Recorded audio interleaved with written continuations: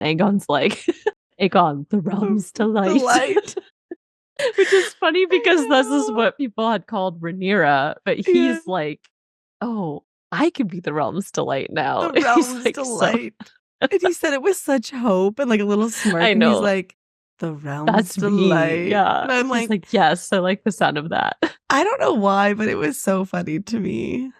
I know, it really was. But that rounds out that scene. We cut to a very brief scene. Wait, where we I want to tell you something funny I just thought of. Oh, okay. All I could think of when I was typing this and thinking about it was that they should make a Ben & Jerry's flavor, like Aegon the Realm's Delight. Oh my God. I feel like it would be so funny. Yeah.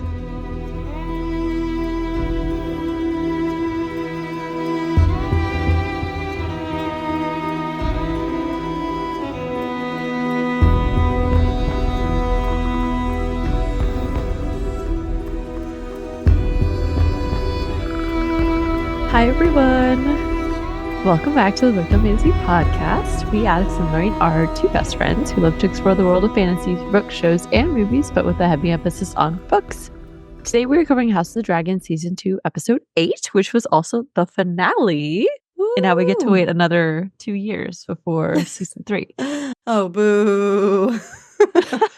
But it's fine. We were discussing a little bit before we actually started recording and stuff, and I felt like the episode was interesting and it gave us a nice full circle moment between different things. I love the connections between, Helena's visions, the Song of Ice and Fire, and then how Daemon finally comes to understand why it's so critical that he supports Rhaenyra, who will sit on the Iron Throne. From the beginning of the season, this is going to be a building season, okay? There's going to be a little bit of action and major events, but ultimately this season is going to lay the foundation for all the action for season 3.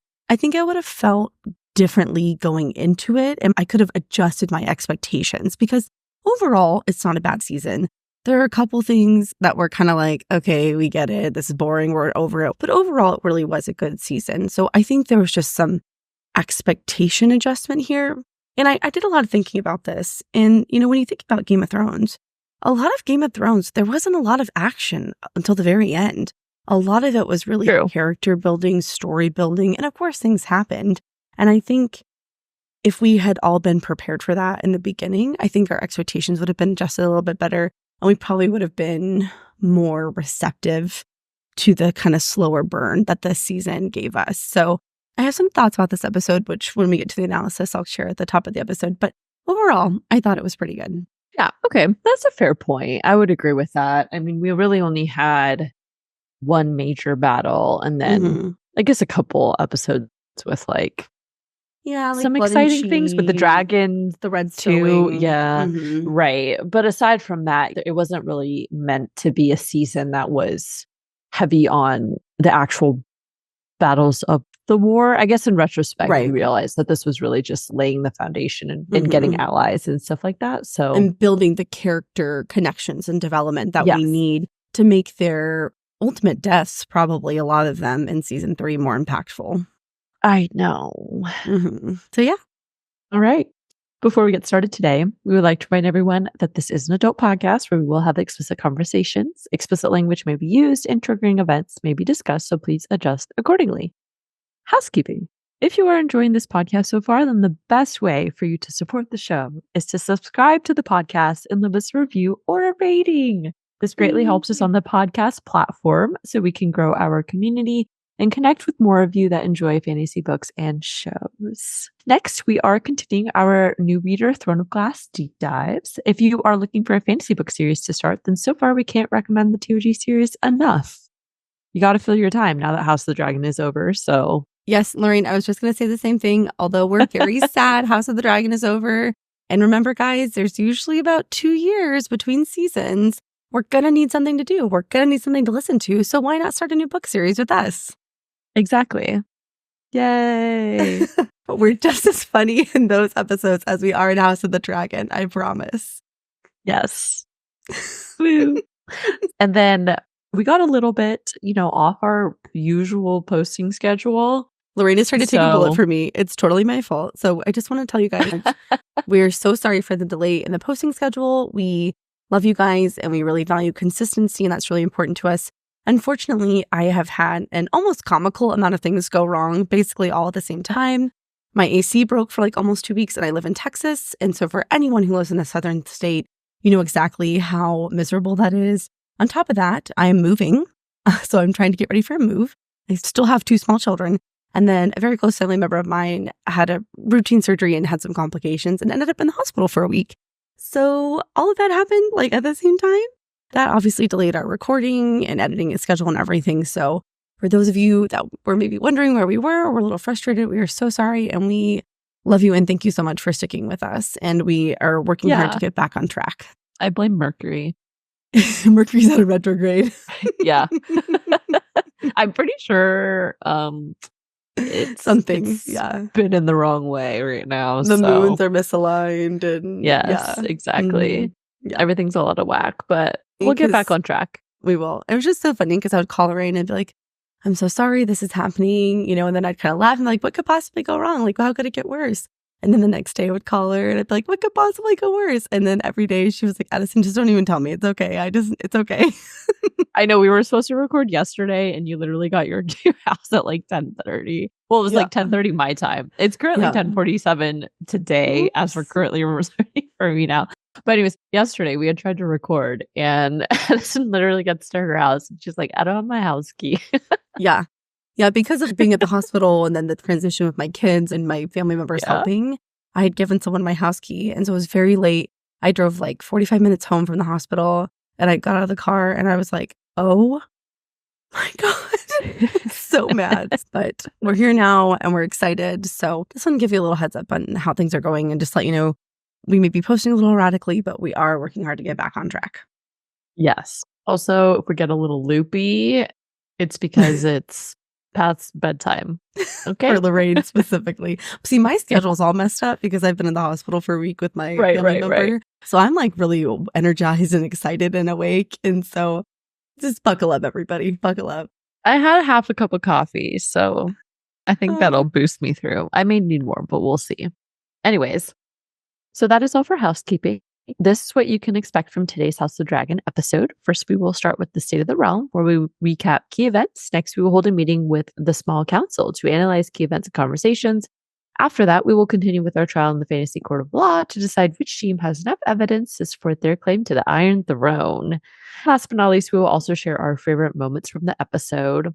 And given that this is the last episode of this season as well, we'll just do a short, favorite moments / predictions going into the next season, just at the end as well, to wrap up the season.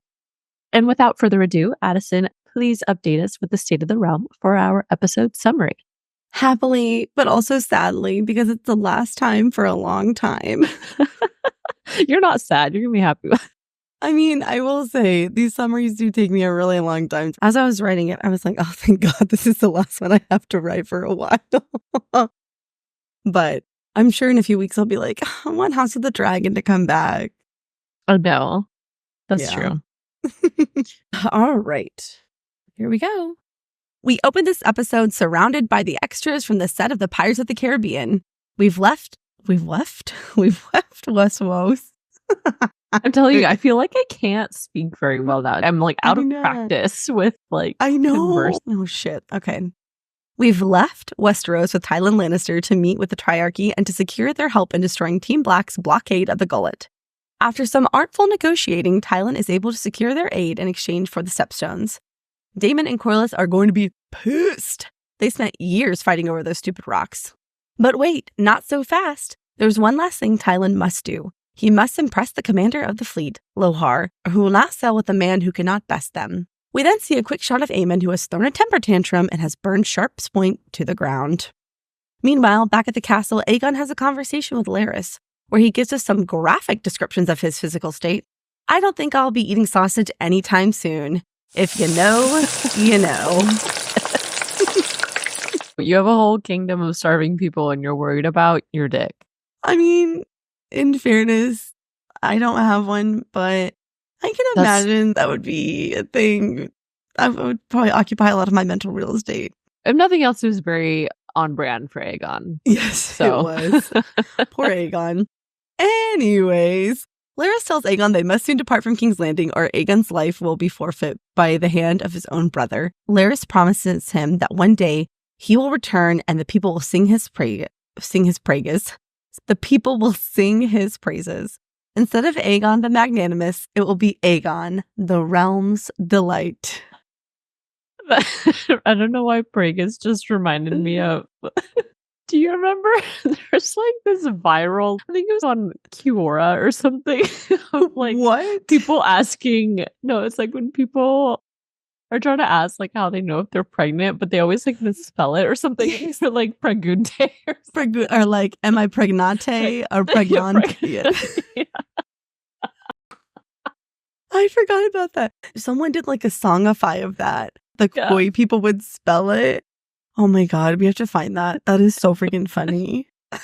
Pregnante? Pregnante. Oh my God. Am I pregnant? Am I pregnant? Is there a possibility that I'm pregnant? Could I be pregnant? Am I pregnant? 38 plus 2 weeks. Thank you for reminding me of that. I needed that. We will put a link to it in the episode notes for you guys. Obscure internet memes from like over the years. Yep. You can get that and much, much more with this podcast. Oh my God. Okay. You're welcome. I told you Lorraine's going to get goofy, guys. All right. We see a quick shot of Rhaena wandering around the Vale, suffering from the harsh conditions. Get used to this, we've got 3 more scenes of that. While Jace overhears Ulf and Hugh. Ulf is treating his new position as Dragon Rider with a lack of respect, and Jace is not here for it. In a hilarious encounter, Jace demands that Ulf remove his feet from the table, and Ulf responds with, "Nana boo boo, you can't make me." That is until Hugh tells him that's fucking Jacaerys Velaryon, the heir to the Iron Throne. Ulf gives Jace a huge hug and compliments his uncharacteristically dark hair. Jace is not entertained and tells Ulf should he interfere with their victory, he will see him hanged. That was such a missed opportunity for a strong joke on Ulf's part. Yeah. He commented on his hair. I was like, it was, I know, you're like such a nice, strong boy. Or like strong hair. So, yeah, exactly. And I was like, writers. Oh my God. The look he gave when Ulf was like, "We're cut from the same cloth, you and I."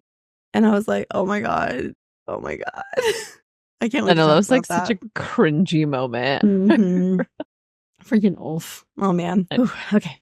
Back in Driftmark, Rhaenyra and Corlys discuss the new riders and the continued threat of Vhagar and Dreamfire. Corlys then tells Rhaenyra that he has renamed his newly refurbished ship from the Sea Snake to the Queen Who Never Was. And Addison throws herself on the floor and sobs. Oh, we miss you, Rhaenys. Things in Harrenhal are really heating up. Daemon oversees the preparations for war, and Sir Alfred Broom finally arrives. He asks to speak to Daemon privately and tells him that while Rhaenyra's intentions are good, what the realm really needs is a king. Daemon smiles at Alfred, leaving us all to wonder if he will take Sir Alfred up on his offer. Helene and Alicent have a brief conversation about why the small folk hate them. Gee, I wonder if it could have anything to do with their blatant disregard for their well-being. Anyways, a desperate Aemond comes in and demands that Helena fly with him immediately to fight Team Black. She refuses, and Alicent intervenes. On the march to Harrenhal, Gwaine threatens Cole for sleeping with his sister, and instead of being defensive, he delivers a depressing monologue about the futility of men and the absence of true morality in the world. In the face of dragons, we are all just dust under their feet. Record scratch! We cut to Tylan and Lohar in their mud wrestling? Okay. So freaking stupid. Anyways, Tylan bests Lohar and she informs him that she will contemplate sailing with him after they dine on the flesh of their enemies. Just kidding. Jace pouts about being a bastard and Bela basically tells him to get over it, while once again we see Rhaena running around the Vale looking for the wild dragon. We're back in Pirates Bay and Lord Tywin, Tyrod? What is it again? Entertains us all with a song. Lohar is so delighted she invites him to impregnate her wives? I have no idea what's going on here, so don't ask me. I really have no idea. Pregante. Oh my God. Oh my God. Okay, that hurts to laugh. Okay.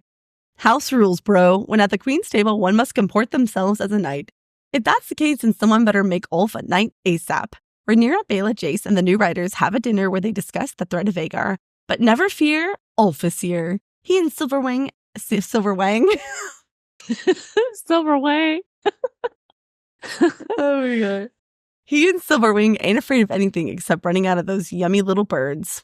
Rhaenyra receives an urgent raven from Sir Simon Strong, and she and Adam jump on their dragons and head to Harrenhal. Daemon awakens to see Alice, and she invites him to the Godswood. Daemon follows, and Alice says a bunch of weird cryptic shit. And then Daemon touches the Godwood's tree and then sees a bunch of weird cryptic shit, including but not limited to the Temu version of the Night King and our girl, Daenerys Targaryen. The Temu version. It's true. It's true. Oh, I saw all the memes about how he looked like he's like Botox, limited like face lift, buccal like, fat removal. Yeah.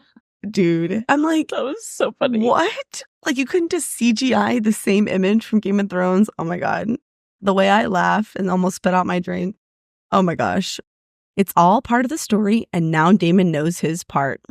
Back in King's Landing, Aemond asks Helena again to join him in battle, but this time he asks nicely.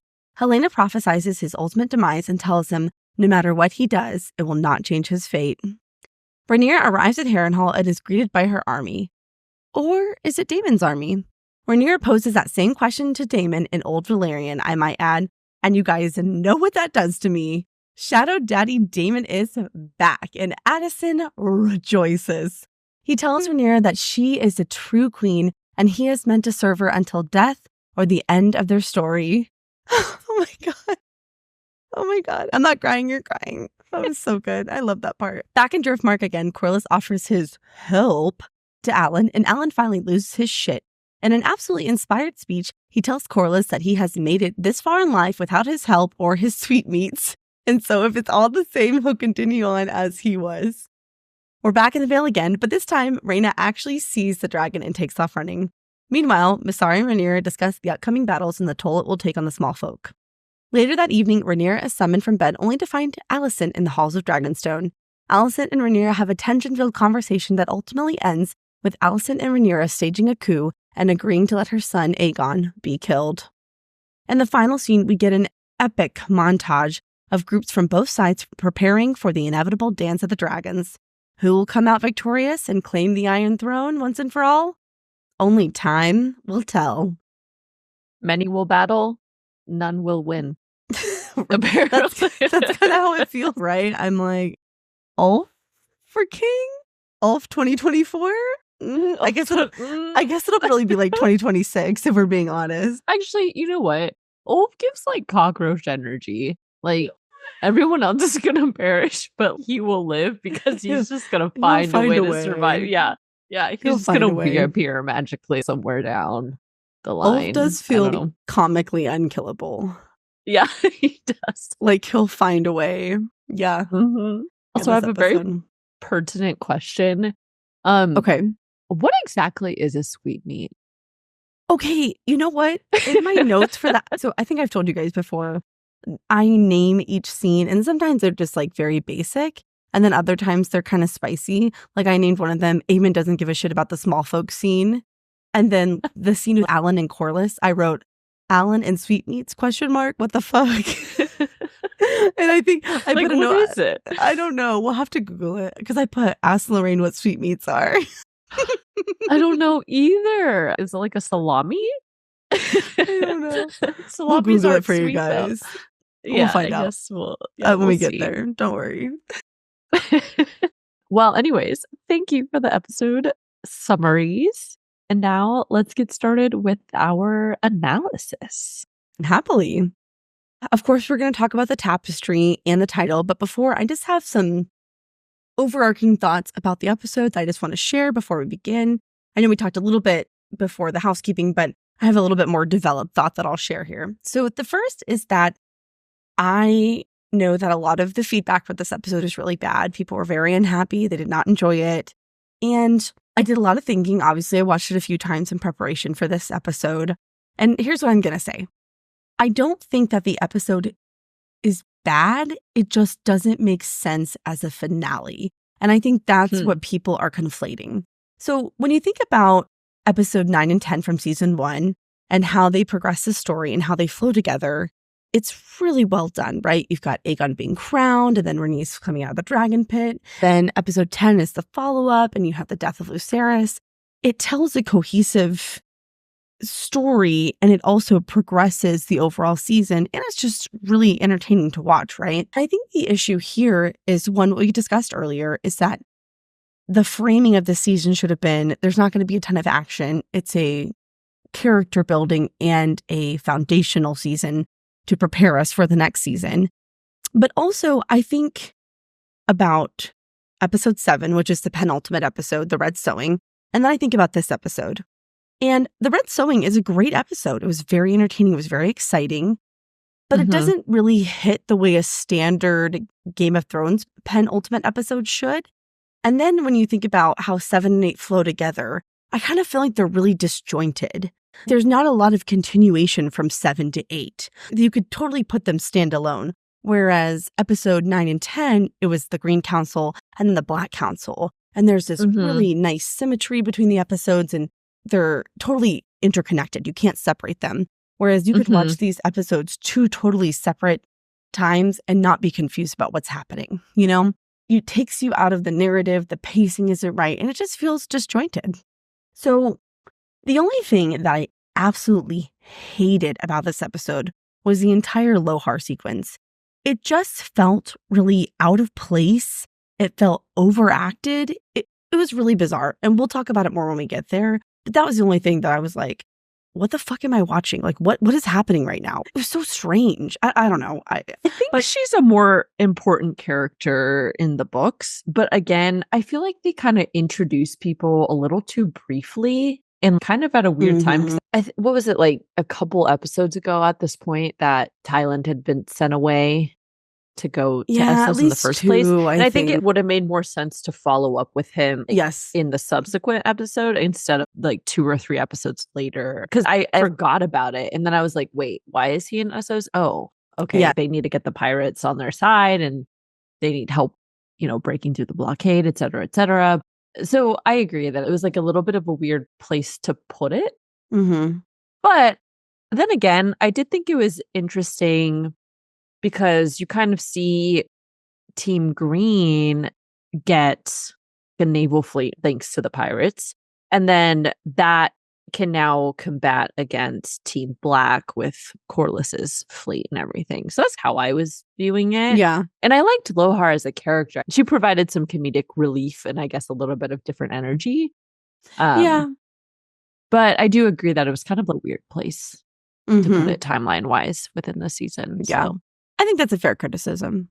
Basically, the summation of that is it's not a bad episode. It's a bad episode for a season finale of House of the Dragon is, I think, what it comes down to. So, but yeah. Now we'll move on to the tapestry progression. I watched it a couple times very closely because, of course, this is the last time it'll be updated and quite possibly they'll change the intro for next season. So we'll just have to wait and see. But I feel like there was a new part that I hadn't noticed before. If it's been there before and I just missed it, forgive me. But if it's what I think it is, then it should have been added before this episode.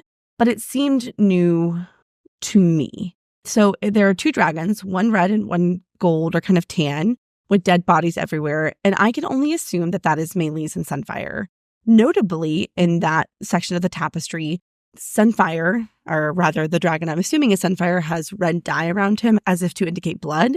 And then the red dragon, Meleys, has red dye and black dye around them, which kind of indicates blood and death to me and in compared to Sunfire. So that tracks. We'll have to talk about Sunfire. I don't think Sunfire is dead. We'll get there when we get there. But oh, okay. I don't. I feel very strongly they're not. But we'll cross that bridge when we come to it. And then the second thing for the tapestry is, to me, there appears to be a greenish bluish dragon in a circle. And it sort of looks like a sun. And that bluish greenish dragon is in the center of the sun. And then there's a thread connecting it to a tan or golden dragon. I'm totally confused about that. I don't know who that is or what that is. So if you know what's up, let me know. If I had to guess, I think that new dragon, the blue and green one that you're talking was about, is Daemon's. Tessarian. You're totally right. Yes. Dang. As you were saying it, I'm like, I bet it's Darren. Oh yeah, it comes back to because he's We in do play see now, him. like officially. Yeah, Yep. we see that brief scene of him flying out. So, Totally. or I think it's a she. Tessarian is a she, I believe. Okay. And then at the end, you see a bunch of embroidered dragons, which I can only assume are all the new dragons we've added in play: Vermithor, Silverwing, Sea Smoke, etc. So yeah, those are all the tapestry updates. I know. So next we go to the episode title. The title for this episode was The Queen Who Ever Was. When I saw that, I was like, oh, my heart. This title is clearly in reference to Rhaenyra, our queen. It is also a play on the title given to Rhaenys, rest in peace, the queen who never was. And it's just a nice way to juxtapose these two strong female characters who both had claims to the Iron Throne. We remember way back in season 1, it was either her or Viserys. The Great Council picked Viserys and obviously set in motion the entire show. And we know Rhaenys was a really important character all the way up until her death. And of course, this is also a reference to Corlys's journey in dealing with Rhaenys' death. And this is evident when he changes the name of his ship to The Queen Who Never Was. So it's a play on that. I thought it was a nice episode title. I know. Corlys dedicating his ship to Rhaenys. Oh, God. I know. I didn't tear up, but I felt it. I felt it in the back of my eyes. I was like, I know. Yeah, I didn't cry either, but I was like, oh, that's so sweet. I was like, it's so cute. Poor Corlys. Poor Rhaenys. Oh, well, yeah. I know it's a little too late. Can't do anything about her death now, but all right. Well, with that being said, let's get into the actual episode then. So we start off with Tywin Lannister. He is in Essos negotiating with the pirates. Arr, shiver me timbers. To get them to join their forces. Ultimately, one of the men asks for the stepstones so they can, quote, impose a simple tax and recoup the losses they incurred fighting the Valyrian hordes previously. Tywin argues against this, stating, extortion, you would drive up the price of basic goods. And the pirates are like, Basically, they're like, do you want our help or not? Tywin doesn't have a ton of negotiating power because obviously he needs to get the pirates, or Aemond is, I don't know what Aemond would do, but probably not anything great. No. As that one pirate points out, he says, it seems like you need us more than we need you, which is exactly very accurate. So eventually, Tywin does agree to their demands. They ask for a fleet of warships. Then they would break the blockade and obviously help keep the passageway open. But Tywin does state that the Prince Regent may very well have me hanged for this. And before he leaves, they tell him he needs to get Lohar as the commander of the ships. And of course, at first we're like, oh, Lohar. I definitely assumed Lohar was a man. I had no idea. Obviously, I haven't read the books. And so I was very surprised when Lohar was a woman. And she tells him, I will not sail with a man who cannot best me. Yeah. And we're like there's some confusion between the book and the show. Because I asked my husband, because he's read the book. And again, I could be totally wrong here. I've not read it. So if I'm wrong, guys, don't come for us. But I feel like in the books, Lohar is a female. And it's either they know she's a female, but they kind of just pretend that she's a male, or she is actually hiding it. So there's some confusion for me about that. And then in the show, do they know she's a female, or are they just pretending? I don't know. It's a little confusing.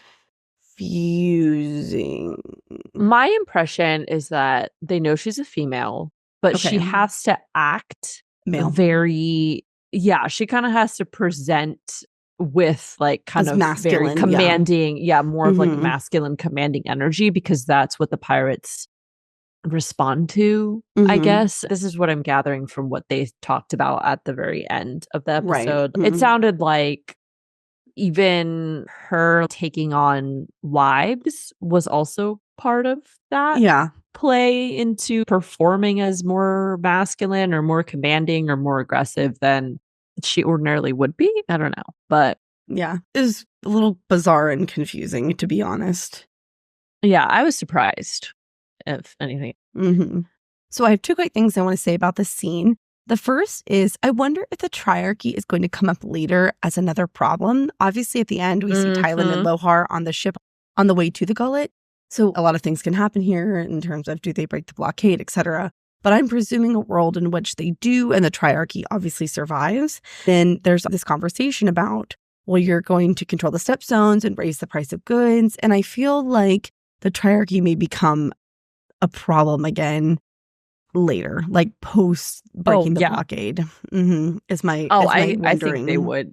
Yeah, because essentially what they're negotiating for themselves, if the Greens were to win, is control of the blockade, literally. So they can create like crazy inflation, charge as much as they want for passage through. They could easily turn against King's Landing again at some point. They could just be like, sorry, no, too cut bad. off. Yeah. So I could see it becoming a problem later on. But again, they don't really have a choice, right? Like the Greens don't really have a choice. Yeah. And then one more just kind of fun fact about this scene. At the beginning, you see a monkey walking into the room. That monkey's name is Rosie. And I thought this was absolutely hilarious. The actor who plays Tylan Lannister was very scared of the monkey. He was very nervous about the monkey. What? Yeah. Yeah. One of the cuts they took out, the monkey was going towards Tylan and he was getting nervous. And you could hear the trainer in the back going, no, Rosie, no. Which I thought was really funny. Like she's going to go terrorize him. Yeah. There was like a little interview clip with the actor who plays Tylan. And he was saying that the handler was like, oh no, Rosie's a great monkey. She's very trained. Just don't look her in the eyes or she might bite you. Something like that. Maybe he was joking. It was hard to tell, but you could tell he was kind of like, oh, okay. That would make me a little bit nervous. I know, right? But I thought that was pretty funny. That is hilarious. I didn't know that. Well, Yeah. I love Rosie. Maybe a show might could come back. Like Jesus Dog. Oh. Multiple cameos. Right. So then after this, we cut to a very brief scene where Aemond is overlooking a burned city with Vhagar. We hear people screaming in the background, and we later learn that this is Sharp Point, which is home of House Massey, and Lord Massey is on Rhaenyra's council. So basically, Aemond got angry. He threw a tantrum. Sharp Point is kind of close to Dragonstone, so he decided he was just going to take out his frustration on a little town city place. So yep. Not that great. is not baby girl energy. That is not what I'm looking for from Aemond, okay? Ugh, he's getting increasingly more unhinged. Like he really was is. truly losing his shit in this episode. The more desperate he gets, the more unhinged he gets. In the next scene, we have Aegon and Orwyle. Aegon is asking for a little bit of rum, and Orwyle obliges him. I was like, just give it to him. I know at this point, he deserves it. And then Larys ends up walking in, and he asks to speak with Aegon. He announces they must leave the city because the Pretender has found 3 new riders for her dragons. Larys goes on to fill Aegon in about how Aemond flew to Dragonstone, only to turn around because he realized he wasn't going to be able to fight all those dragons. And that he also subsequently went to Sharp Point and burned the town up. Aegon is like, what the fuck, dude? That's crazy. But he's like, oh, so she really did it then, referring to Rhaenyra getting all these new riders. Then this is when Aegon spins out a little bit and he's like, what was the point of all this? Why am I here? What are we all doing here in the end? Larys tries to comfort him. He says, the gods are cruel, your grace, but I hope you can see the urgency. Aegon refuses to run and asks why they should in the first place. And Larys responds, because he's going to kill you. You were in danger before, and now he is thwarted and angry. Aegon tries to suggest they imprison Aemond, but... Well, Larys responds with, even if we do that, what are you going to do when Rhaenyra shows up?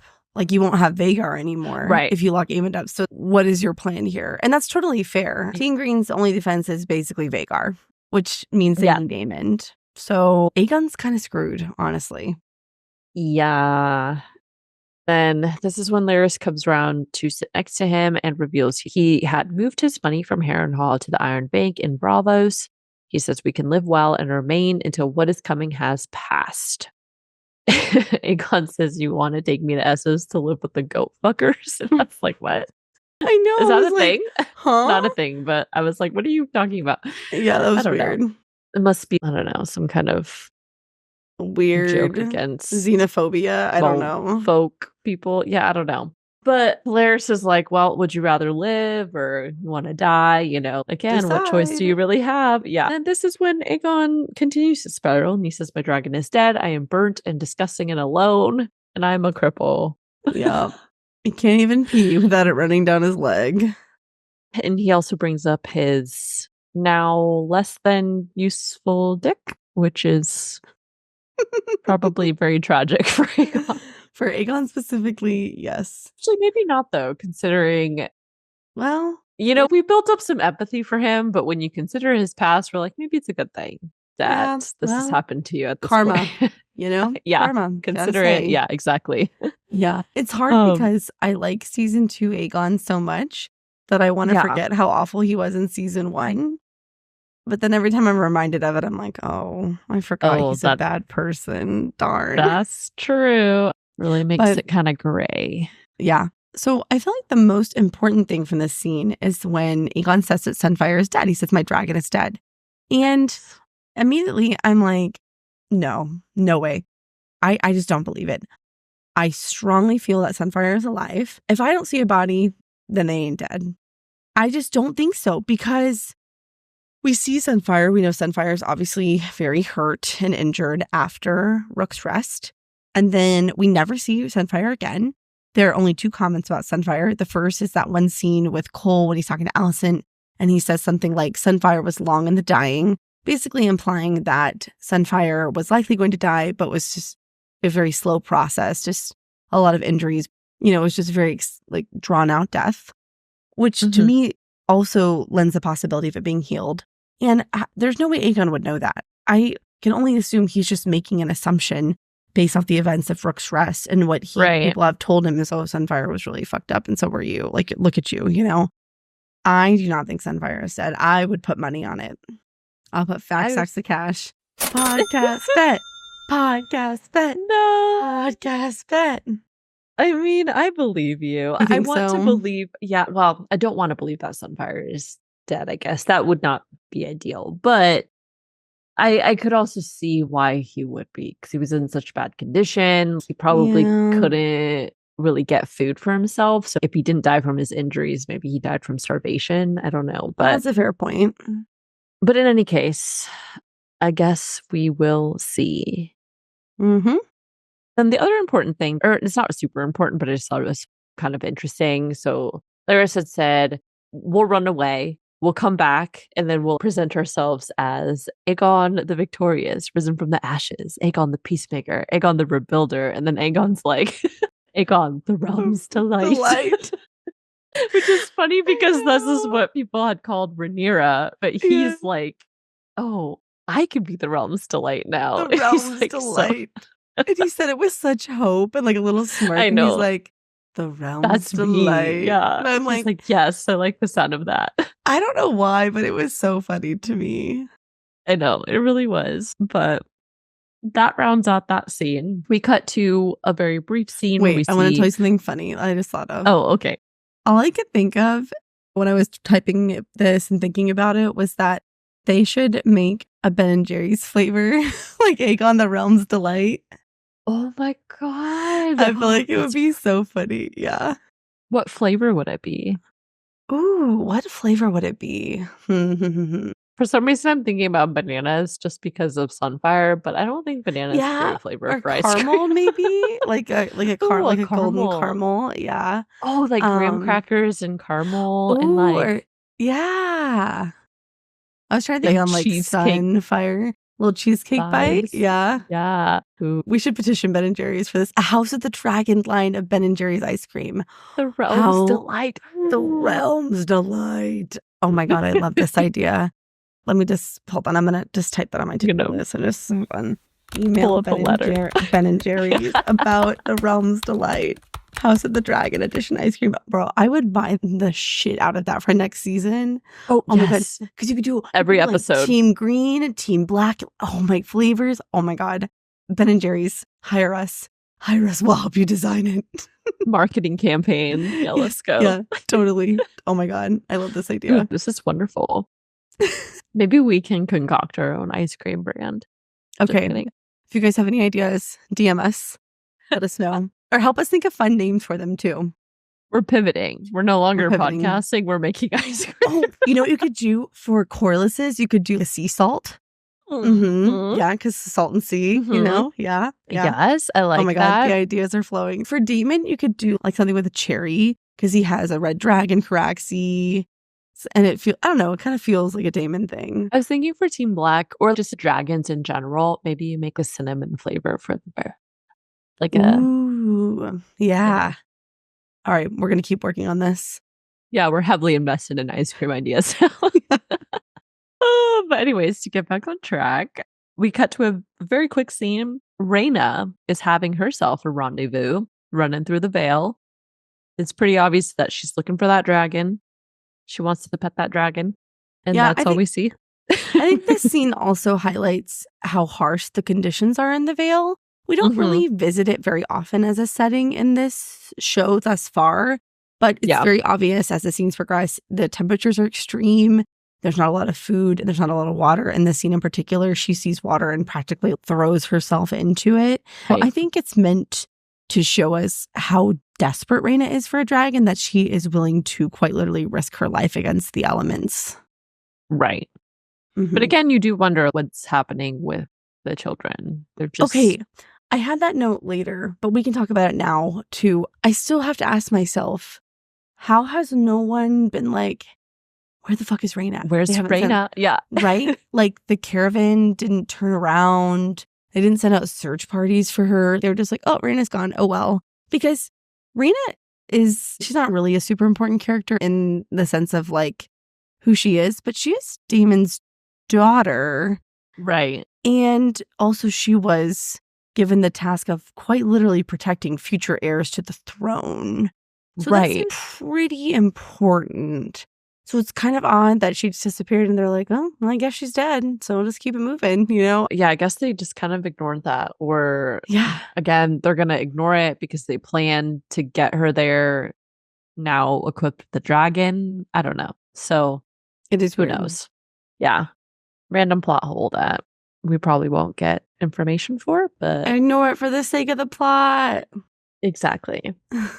So then to move on, I found this scene to be very hilarious. We have Ulf and Hugh and Jace.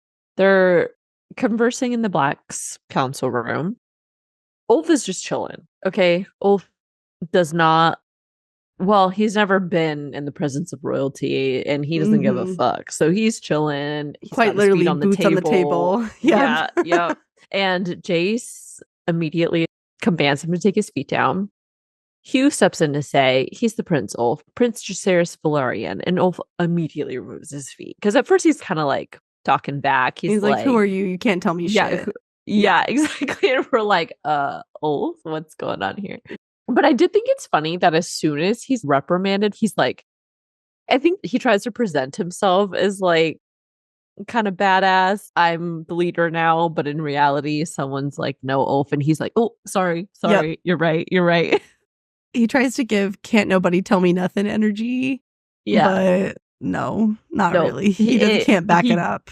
Yeah, exactly. Crumbles immediately. But Ulf stands up and he's like, Prince Jacaerys Velaryon right here. Who would have thought it?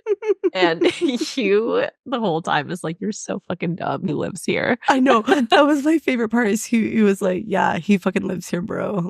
Oh my God. It was so He's funny. The prince. Maybe you've heard of him. I don't know. I know. Jace then tries to demand an apology from him, but Ulf just hugs him instead.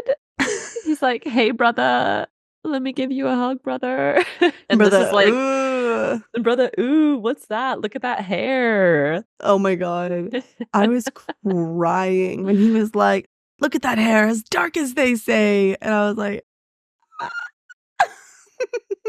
I know, that was wild. And Ulf was like, hooray, we're both dragon riders. But Jace is like, it's a sacred inheritance of which you know nothing. Jace is very serious. He's not fucking around. And Hugh steps in. He's like, forgive him, my prince. He is not much use to the manners of the court. Of course, Jace continues going off on Ulf. relaying the destruction that they've all just learned Aemond committed at Sharp Point and asks if he'll face the enemy. He says, if you hinder our efforts through sloth or unreadiness, I will see you hanged and your body fed to the dogs in the streets. Ulf is like, "Whoop." He's like, sorry, bye-bye. Yeah. And then he curtsies to him and he says, I mean, no disrespect, my prince. Then him and Hugh walk out. So I have two things to say about this scene. The first is you have to know that Jace just fucking hates this because Ulf is like, oh, you and I cut from the same cloth, both of us dragon riders. And Ulf is obviously a bastard. We know that Jace is a bastard, and Jace also knows that about himself and is obviously bothered by that. So you know that just had to kill him to hear Ulf say that. Here's the bumbling kind of mid-40s dad bod guy who's like, oh, we're both dragon riders. We're like the basically the same, brothers. And Jace is like, no, absolutely not. We're not even playing the same game. Get away from me. And so you know that just had to kill him for Ulf to say that specifically. Yes, I agree. And then the second thing, I just want to say I like this scene because it's nice to see some emotional range from Jace. I feel like this is the first time that we've actually seen him as a character and as an actor display a different emotion. A lot of times he hasn't really been featured as much in this season as I would have thought. And a lot of times he's just in the background, or in a lot of scenes he's just kind of calm and cool and collected, or generically likable. But in this scene, it's nice to see him actually display some strong emotion. And I feel like this may be the beginning of his character development of taking his rightful place as an heir. And this is kind of evident in the scene later with Bela. He's struggling with his position and how he feels and how to take control of that position and use the power that he possesses as heir. And so I think this is sort of the beginning of that, figuring out how to navigate the situation with the bastards that are dragon riders, and then reconciling his own parentage and how all that comes together. So I'm excited to see what they do with his character in the next season. Yeah, it's been cool to see him take more command. Although I will say, I think a lot of his frustration, again, also comes from the fact that he wants to do that. He tries to take steps to take charge and take more of a leadership position, but he's seems to be consistently limited by Rhaenyra, his own mother. I mean, for good reason sometimes, because again, he is the heir, and if anything happens to him, not great. Yeah.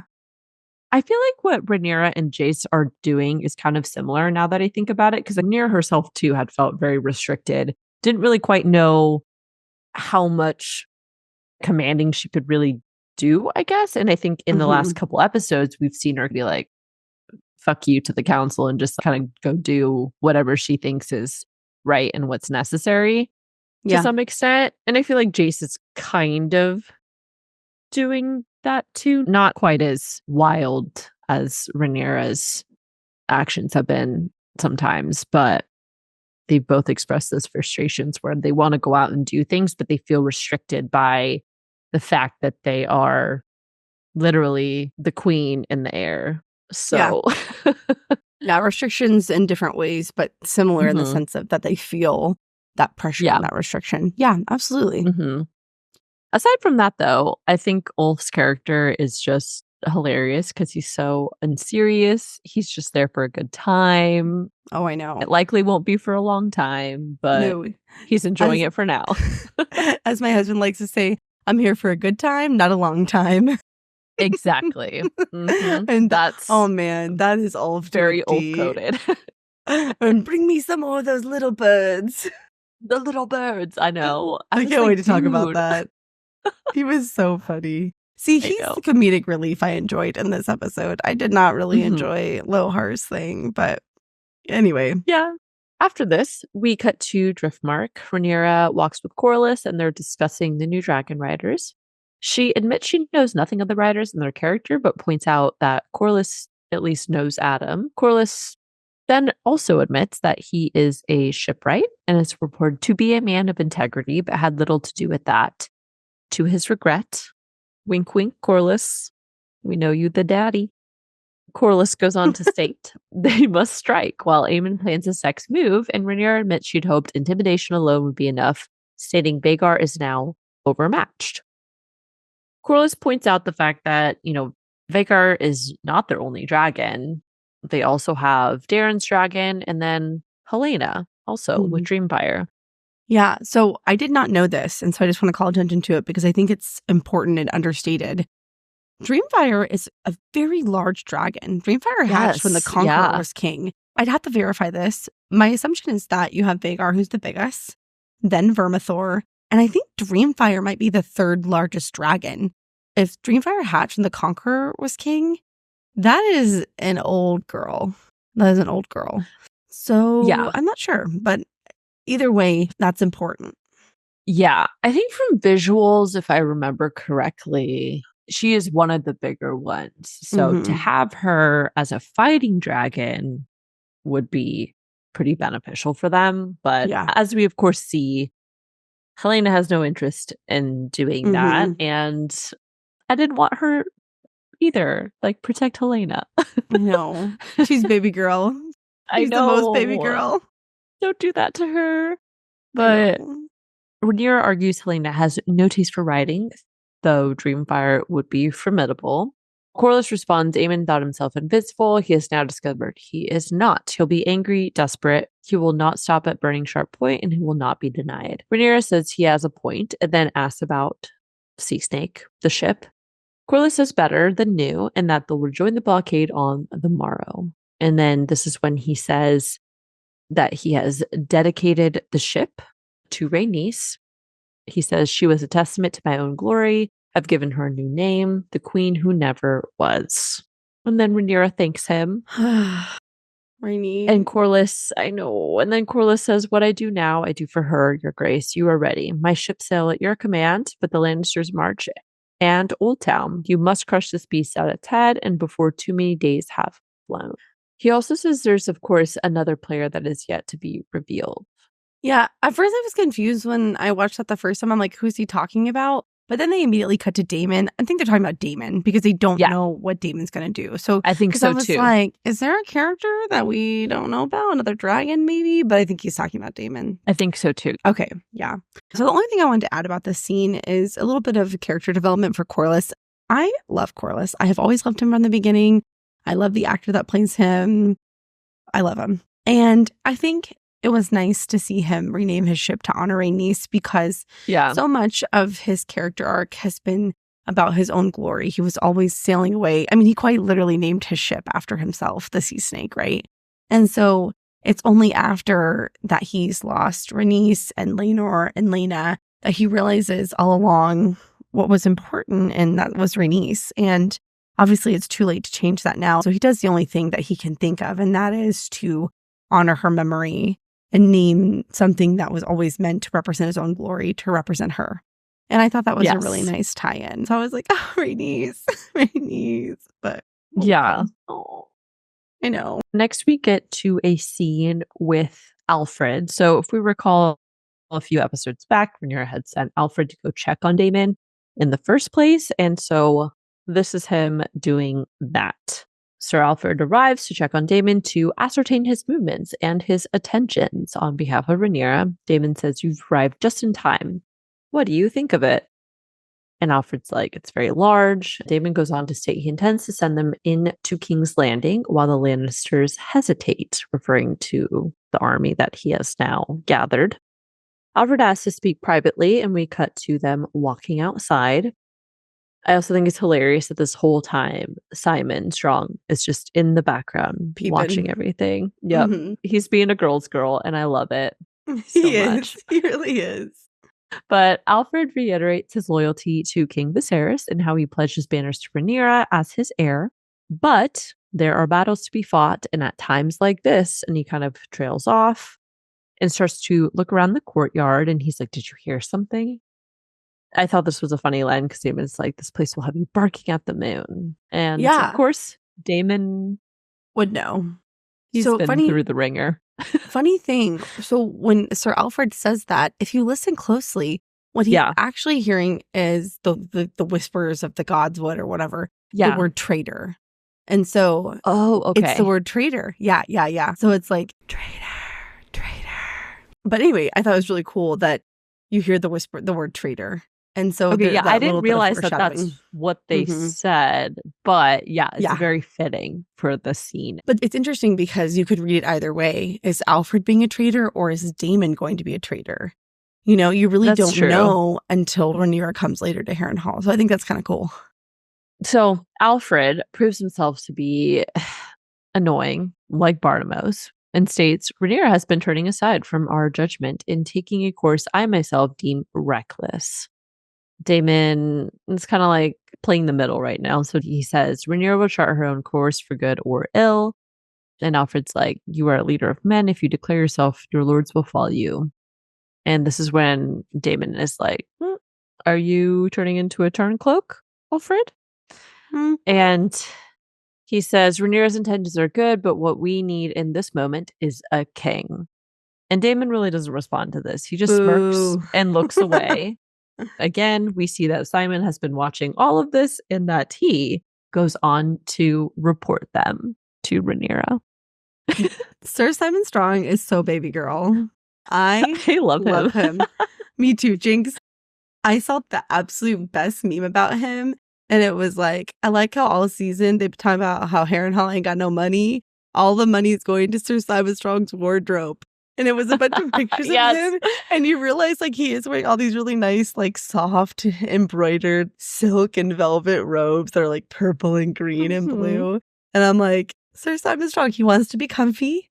He wants to sit down. He wants to eat. He wants to be unbothered. He wants to be stylish.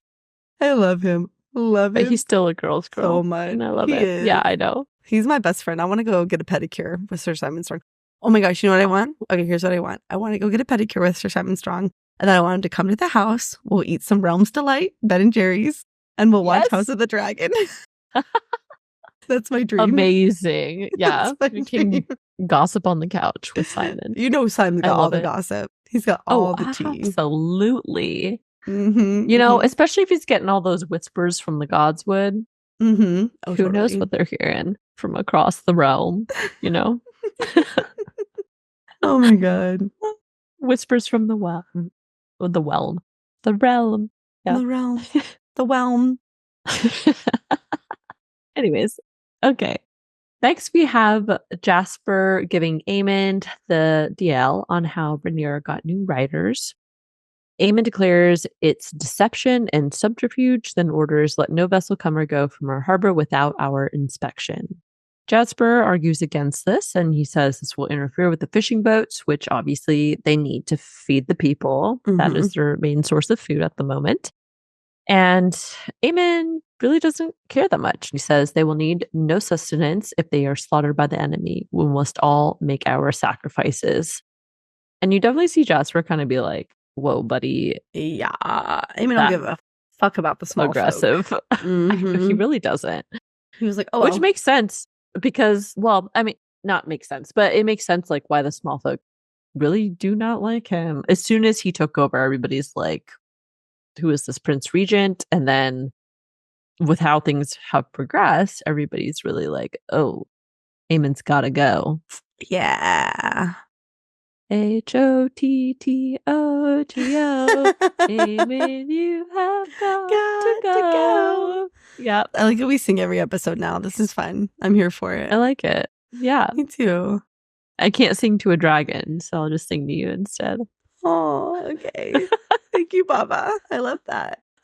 The kitty. La kitty Thor. So Lorraine and I were talking about that. So obviously, if you guys remember from the Red Sewing, when Rhaenyra calls Vermithor and she's speaking in Old Valyrian, and that audio has gone viral, and a lot of people have done that, like Kitty Vermithor with their cats, and it's really funny. And so I've had it stuck in my head. Like I'll just randomly be like, La Kitty Vermithor, Doheres. And everyone's like, what the fuck are you talking about? And yeah, that's really fun for me. But I don't care because it's fun to Amazing. say. It's fun to say. I know. Yeah, this is You like really should. totally off topic. The way that Rhaenyra or Emma Darcy delivers all of her old Valyrian lines are so good. They're so crisp and they're so, Yeah. I don't know, anytime that she specifically is really good at it. And I just, not she, excuse me. Well, I guess Rhaenyra. They. Well, Rhaenyra, she, Yeah. Emma Darcy, they. Emma Darcy as Rhaenyra is so good at delivering those lines. They do a really good job. Yeah. I saw people speaking about how it really just like rolls off the tongue and it's like very smooth when Rhaenyra specifically is talking, in Illyrian. So absolutely. Anyways, next we cut to it turns very aggressive. It starts off with Alicent and Helaena. Poor sweet Helaena. She asks why everyone hates them. She says, I was happier before I was queen. And then this is when Alicent presents the idea that they make their escape. And Helena's like, okay, but, where are we going to go? And this is when Aemond comes bursting in looking for Helaena. He announces that he needs Helaena to fly Dreamfire into battle against Rhaenyra. Alicent immediately protests, and Helaena also says, I do not wish to fight. I'm not going to burn anybody. I'm not going to fight anybody. And Aemond really is not listening to her because, again, he's just very... He's desperate. Yeah, he's desperate, manic, exactly. He's scared. He's really grasping for any advantage that he can press right now. Yes, and he starts like manhandling Helaena, trying to drag her out with him.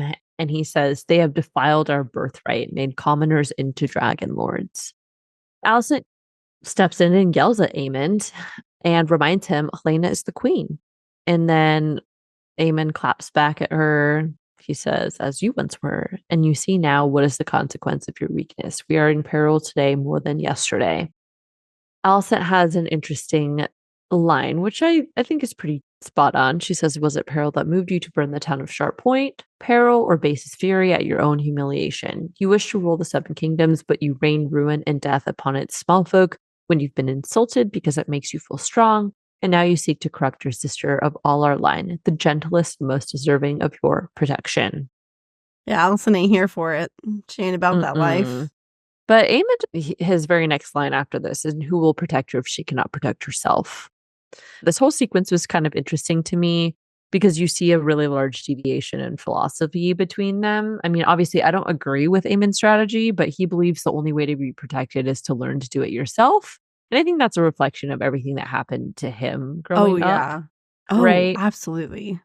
So I think we're seeing both the festering of frustration that their power is being threatened, but also the realization that it's not just the throne, it's literally their lives, right? Are you just going to stand there and like let them kill you off, or are you going to defend yourself? So I think that's where Aemond's coming from. And then also, I did think it was interesting. So in the last episode, you had made a callback and we had that conversation about Alicent and how she's pretty religious, and there wasn't really too much that was really touched on throughout the season, but we know that she is, right? She goes to the sept a lot, etc. Right. But I think the scene with her, Aemond and Helaena, when he tries to force her into writing Dreamfire, is that example of why Alicent so fiercely defends Helaena. She will protect her at all costs and will not subject her to the awful aspects of war that she now finds to basically just be morally wrong. So again, I think her realization of this is obviously kind of too late, as Rhaenyra points out later. But regardless, she's been taking steps to try and like right those wrongs like, as we've progressed in the season. Yeah, absolutely. No, I think that's especially evident in the line where she says she's the most innocent and like pure and deserving of our protection. And I think that has some double meaning. Like, obviously, that is true of Helaena as a person. She is a sweet baby angel, right? But I think it's symbolic of representation of the idea that everyone in this castle, nothing is clean here. Everything is corrupt. As an overarching theme, I think Alicent feels we need to try to protect what is innocent and pure and has not been dirty and sullied by sins. I think that's why she feels especially protective of Helaena. Definitely favors Helaena compared to her other children.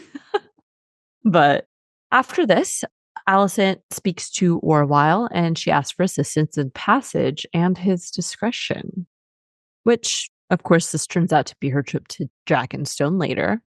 Yeah, I thought it was going to be her and Helaena escaping.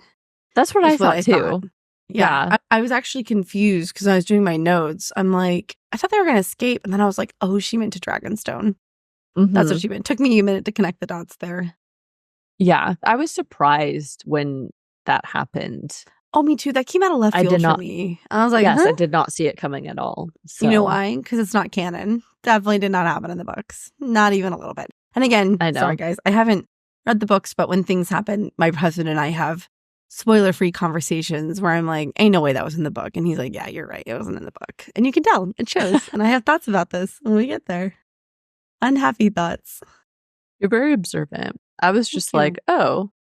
I did find it kind of random, but I thought it was just meant to parallel when Rhaenyra had tried to do that. Granted, this was earlier before things got really bad.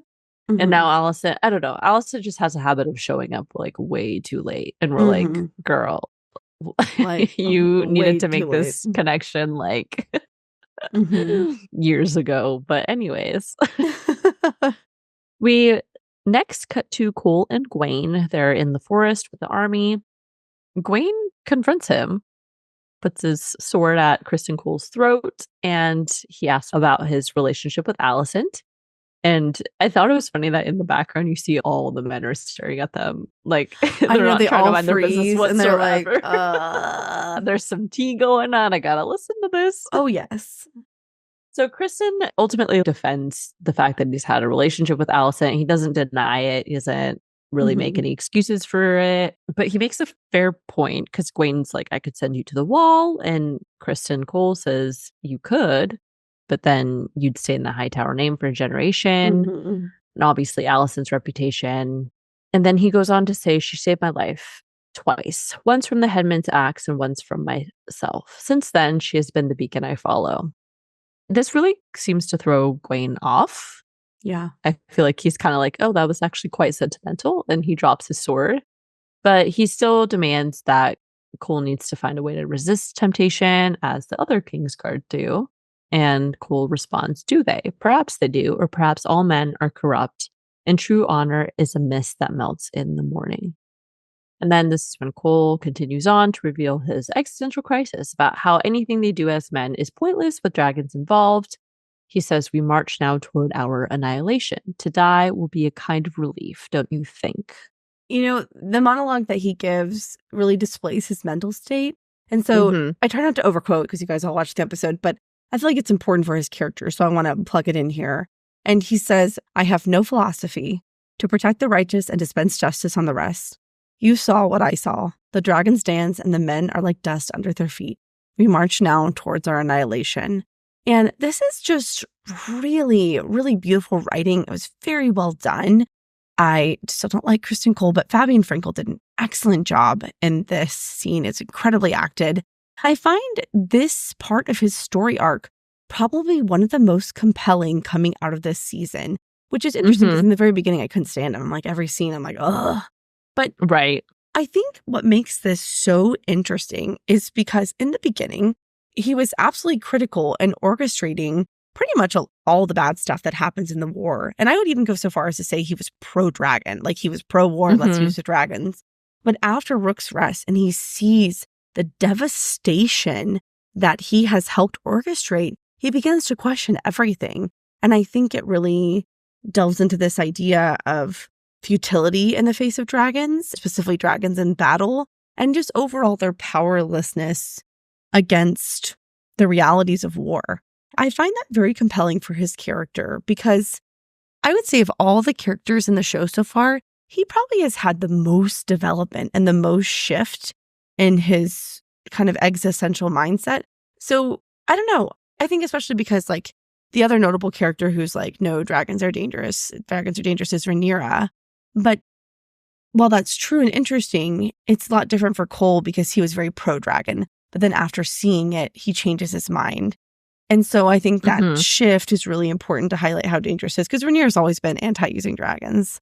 So it's not as compelling in that way. So I thought this was a beautiful, beautiful scene. And then, of course, I'm going to transition us.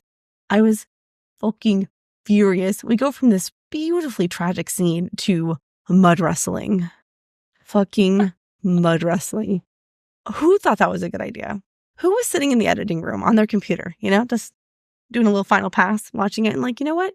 Let's have this really impactful dark moment and then mud wrestling. Oh my God. I was very angry. It was a little jarring. It was a horrible directorial choice or editing choice, producing choice, whatever. It was a bad fucking choice. Okay, that's all I wanted to say. Feelings about this. I was very, very angry because I hate that. I like when there's really impactful moments and you can let them sit. And I know obviously you have to transition, but you went to fucking mud wrestling. That's true. Ew. Tacky as hell. Boo. I did have one final thing about. Oh yeah, sorry. Okay. I just wanted to complain about that. That's fine. Complain away. But I was wondering how that is going to affect his leadership in the battles that I'm sure are to come in season 3. Oh. Just because he has accepted the idea that men can't really do anything against dragons, and yet he also still willingly goes into battle anyway. It feels like he's just kind of accepted that he's going to die. Oh yeah, he has. But then by that point, that's kind of interesting that he still is choosing to lead this army then. You know, I'm almost like, is there going to be a twist where maybe he will direct the army out of the way and try to save lives or something because he knows that everybody's just going to die and get burned by the dragons and he wants to protect people? I don't know. That would be an interesting arc for Cole if he did do something like that.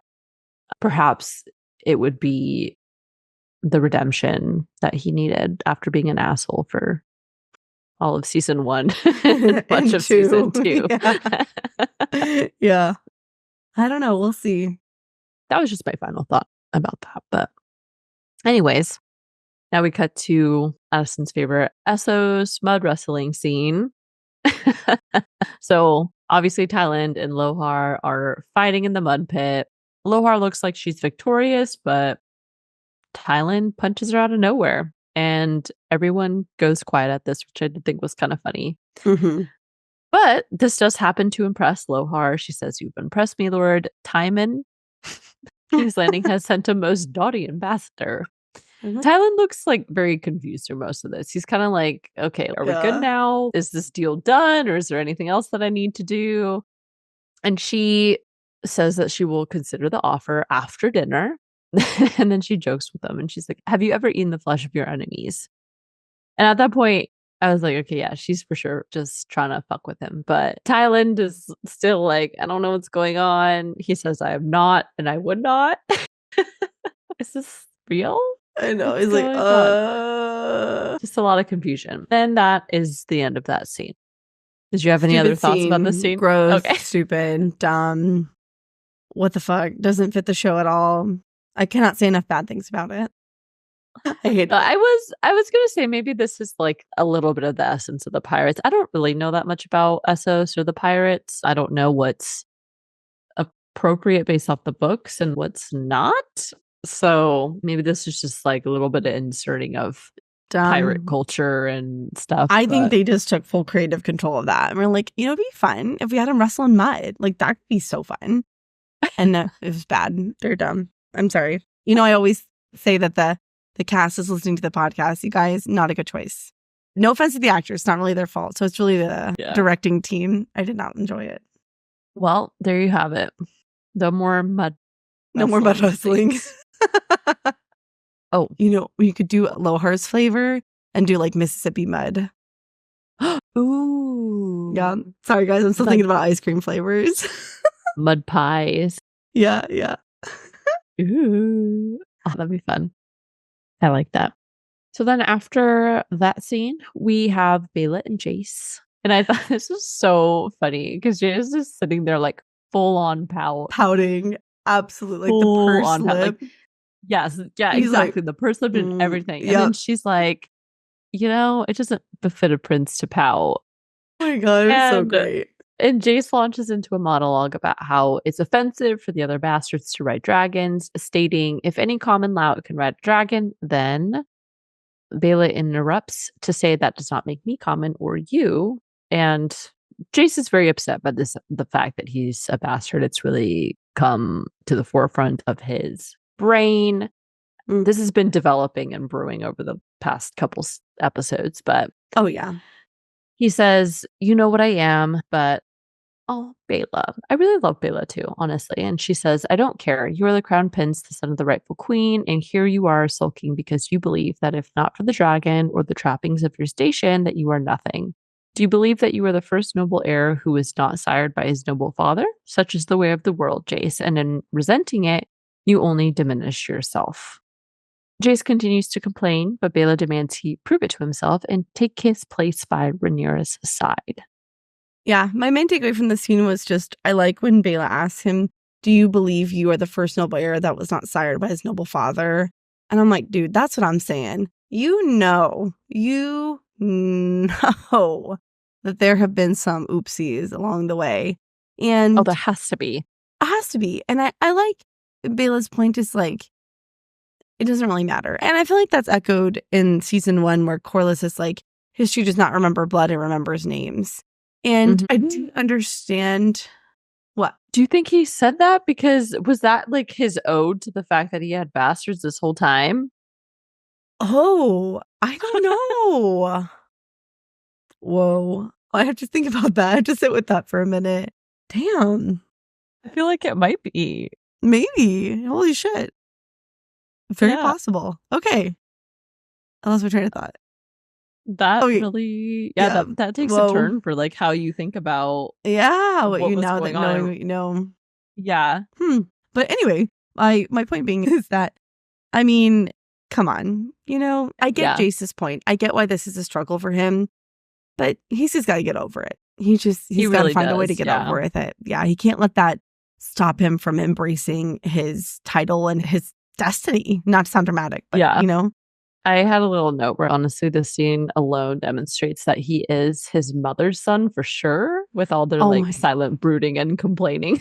Yes. Oh my God. But what a cute pout though. I That's so know. baby girl. Yeah. It really was.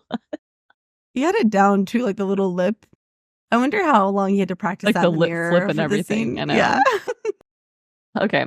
So then after this, we have another brief scene. Rhaena is still rendezvousing, freezing, struggling in the Vale. Not much progress is made. Mhm. And then we cut back to Tylan in Essos. He's having dinner with everybody. They appear to have made him start singing a song. And Lohar compliments him and states he's proven himself beyond one would think by looking at him. Backhanded insult I think there, it's funny. yeah. I know. And she's just like, you look like a weak man. But Basically, yeah. But she does ultimately agree to sail with them. I will be pleased to sail at your side, and my captain's with me. She stands up and toasts him, stating, "Let the sea snake rule the day we meet again." They sit down and Tylan begins to excuse himself, but Lohar says, "Before you go, you are a handsome man, and you have proven your worth and virility. I wish to have children by you." And him and my me both. God. I was like, What? is she making a move on him? But then she takes a little left turn there and she's like, "I want you to fuck my wives." I like that his response is, What's that? "How many wives do you have?" It's funny to talk about and like poke fun of, but when you're actually watching the episode, this was so tacky and stupid and weird. And I'm like, it took me out of the narrative. It felt like this scene was from a completely different show. You get Cole's depressing speech about how all men are morally corrupt and we're all marching to our deaths and we're just ashes in the wind. Then it cuts to mud wrestling. And then Lohar's like, "I think you should fuck my wives." And you're like, what? How did we go from the morality of society to "you should fuck my wives"? That's true. So bad. This scene is so stupid. It's not a comment on the actors. I thought the actors did a fine job. It's totally just the juxtaposition of these scenes, and it just doesn't fit for me. So again, I don't want to trash talk the actors because I thought they did do a good job. And it is funny in a way, but it's just like It is weird it's too bizarre. because this is supposed to be a very serious situation. I mean, they're going into a war, they're signing up to battle with them, but the pirates, they don't really seem that concerned about it, honestly. Yeah, it's bizarre.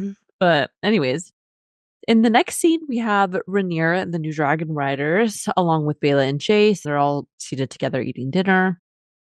Ulf, again, is just having himself a time. He's asking for more wine and more little birds, which I guess if you consider the fact that all they've had to eat for quite a while was fish, I'm sure he's very ecstatic to have something else to eat. So Oh, he's yeah. taking full advantage.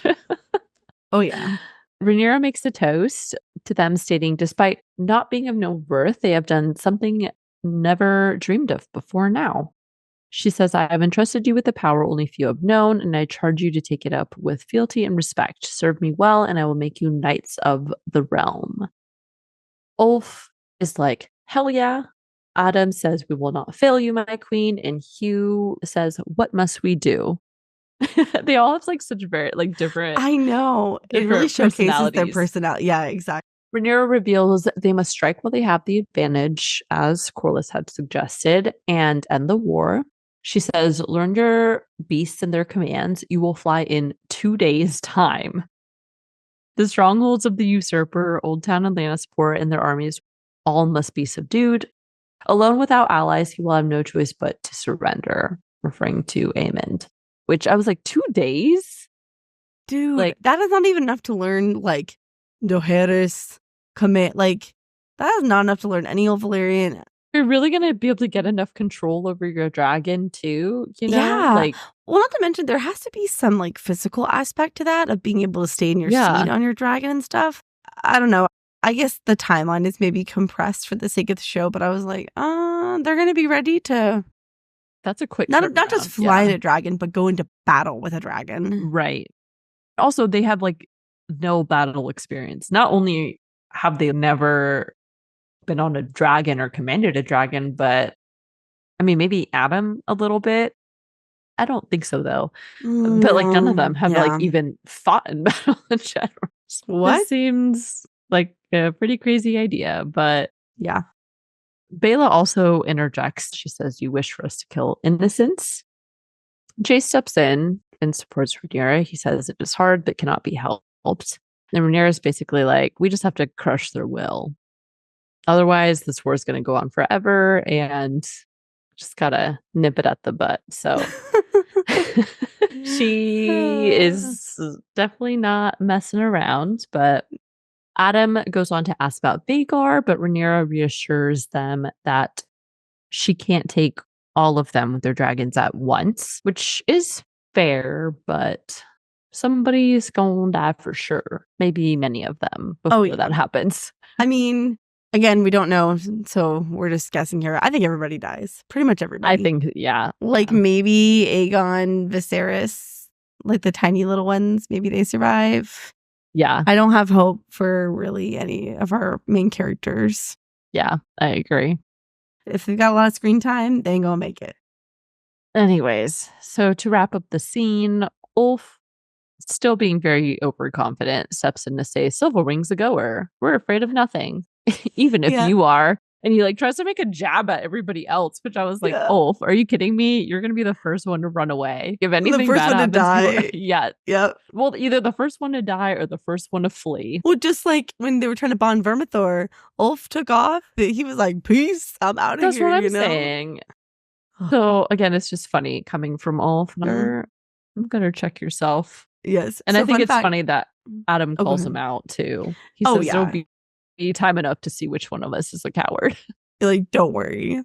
So, fun thing about this scene is the actor who plays Ulf, I don't even think I looked up his name, but in a little interview with him. So, as you guys are probably aware, when you're filming something, you take dozens and dozens of takes from different angles, focusing on different people, not to mention changes in, tone, cadence, etc. And so a lot of actors, when they have to do scenes where they eat, they're very, very selective about what they're eating because you may have to do 30 takes. You get full really fast. So some of the other actors, I think it was like the actor who plays Bela, she was saying how she was eating like half a raspberry every single take because she just, she knew she was going to have to eat a lot. And Ulf's character was like, I'm going to eat the little birds. And he ate, I think it was almost 30 quail during those scenes. Isn't that crazy? Like quail eggs? No, Or quail, like- like that's what the little birds Oh. are. You know you can eat quail, right? Quail is delicious. I don't think I've ever had quail before. Oh, it's really good. I know the eggs are like a thing and people eat Yeah, quail yeah. eggs But like pretty actual frequently. quail. I've had buttermilk fried Oh. quail. I've had Oh, like wow. quail brochette. Oh yeah, quail is delicious. I like quail. It's good. I've never tried that before. That's interesting. That's Okay. a lot of bird to consume, though. It's a lot. Once a day. Yeah. I It's a lot of know. protein. That's in the interview. He's like, yep, got to get my protein so I can be a nice, strong rider. I'm like, okay, good luck with that. So funny. He really is. But at the end of the scene, one of the maesters interrupts with a message from Daemon. Rhaenyra speaks with them separately, and it turns out to be a note from Simon Strong stating Daemon has raised the army, but he fears treachery. Mm-hmm. She says, I will not allow it, and then calls for Adam to go with her. And this is clearly very shocking and upsetting to Jace. And that Yeah. ends the scene. I thought it was weird that she has Adam go. Yeah. I don't know. I thought it was kind of strange, but My idea was that she can't take Jace because if it does turn out to be like a coup against her, then she doesn't want Jace to potentially die. Or That's she fair. wouldn't want both of them to die. That was my only reasoning that I could think of for why she wouldn't take him. But why not Fair. just tell him that? I 'Cause I feel like he's sitting there know. brooding all the time because she goes off and like Mhm. makes these decisions, doesn't tell him. And so then he gets upset because he doesn't know what's going on. I don't know. Yeah, yeah. That's fair.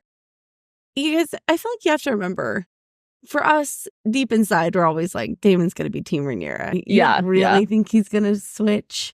But you have to remember, from Rhaenyra's perspective, they really don't know. That is a very strong possibility. And so she Mhm. really is going there prepared to throw down with Daemon, Mhm. which And is also the way crazy. they left, they had a huge fight. Oh, And yeah. then Daemon leaves. And that was their last conversation with each other. And then Mhm. Daemon's off, having ghost tours and Harrenhal for like several weeks. So, and then after that scene, we are back at Harrenhal. Daemon wakes up to find Alice sitting next to him. She tells him that she's going to go to the Godswood, and Daemon ends up following her outside. He briefly sees a green antlered mystical creature thing behind the trees, which are in the books. I think they're Oh, I didn't important. see that. Yeah, well, I don't remember if it's how important they are, but they are in the books. They're like mystical, Oh. another mystical being that exists. It was very brief. He just basically darts out and then he like disappears behind a tree. Okay. Mhm. I'll have to pay attention to that. Yes. So Alice says there are omens here for those who seek them. You do not scoff. And Daemon, at this point, has come to accept that he is just in a magical place. And he says, I'm no longer inclined to. Alice then asks if he wants to hear what his omens are, but Daemon doesn't respond to this. She says, all your life you sought to command your own fate, but today you are ready. This is when Daemon steps forward and presses his hand to the Godswood tree. And he gets a flash of several images. We see the Night King and the Night Walkers. We see Daenerys rising, the dragon eggs, the raven, and Rhaenyra ultimately sitting on the Iron Throne. Helena also appears in this vision, and she says, it is all a story, and you are but one part in it. You know your part. And then the vision ends with her finally saying, you know what you must do. I loved everything about this scene. I thought it was so cool. And it was like the final arc for Daemon and his time in Harrenhal to show him that the future depends on Rhaenyra's line continuing and that there are much greater things at stake because winter is coming. Winter is coming. Yeah, no.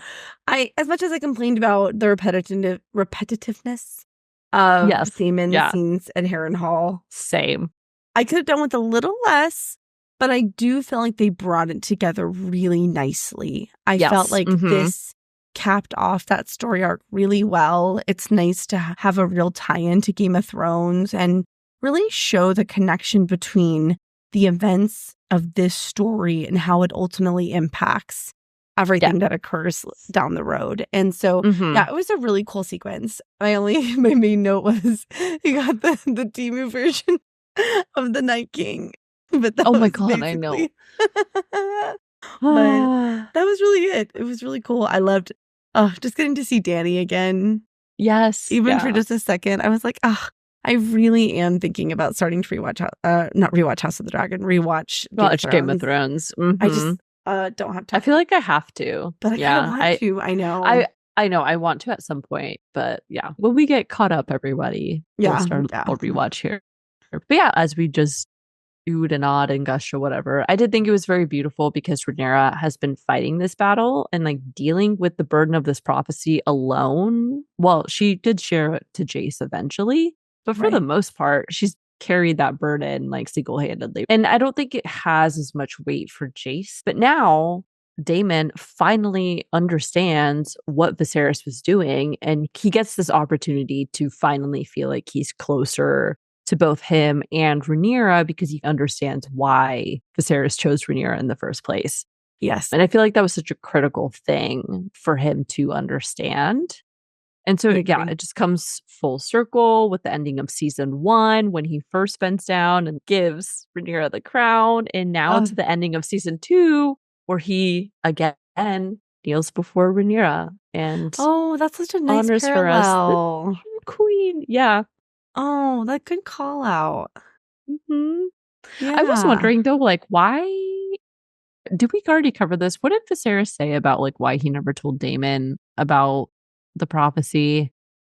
I think the idea is that you're only meant to tell the heir.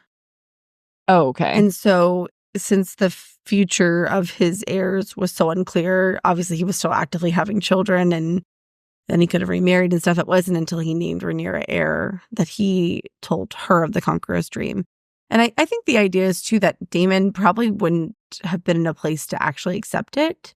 He's vaguely insulting to Viserys about how his visions and his omens and his portents, and Daemon thought that was all rubbish. And so Yeah. Daemon probably wouldn't have even really been accepting of it, I think. So directly after the scene, we end off with Helena and her final words in Daemon's vision, and we cut to Helena outside on the balcony in King's Landing, and Aemond comes to talk to her, and she really looks like she's been zoned out in her vision. Yeah. He tries to appeal to her, stating they're both dragon riders, and then asks her to come with him to Harrenhal to fight Daemon. Helena says, and if I refuse, will you burn me as you did Aegon? Aemond tries to tell her that's a lie, but she says, I saw it, you burned him, and you let him fall.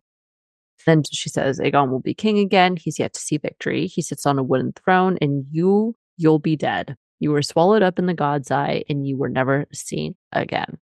This really lot to rattles unpack there. Aemond. I know. Helena alert. Helena prophecy alert. I For know. real. But I was wondering who actually caused this vision.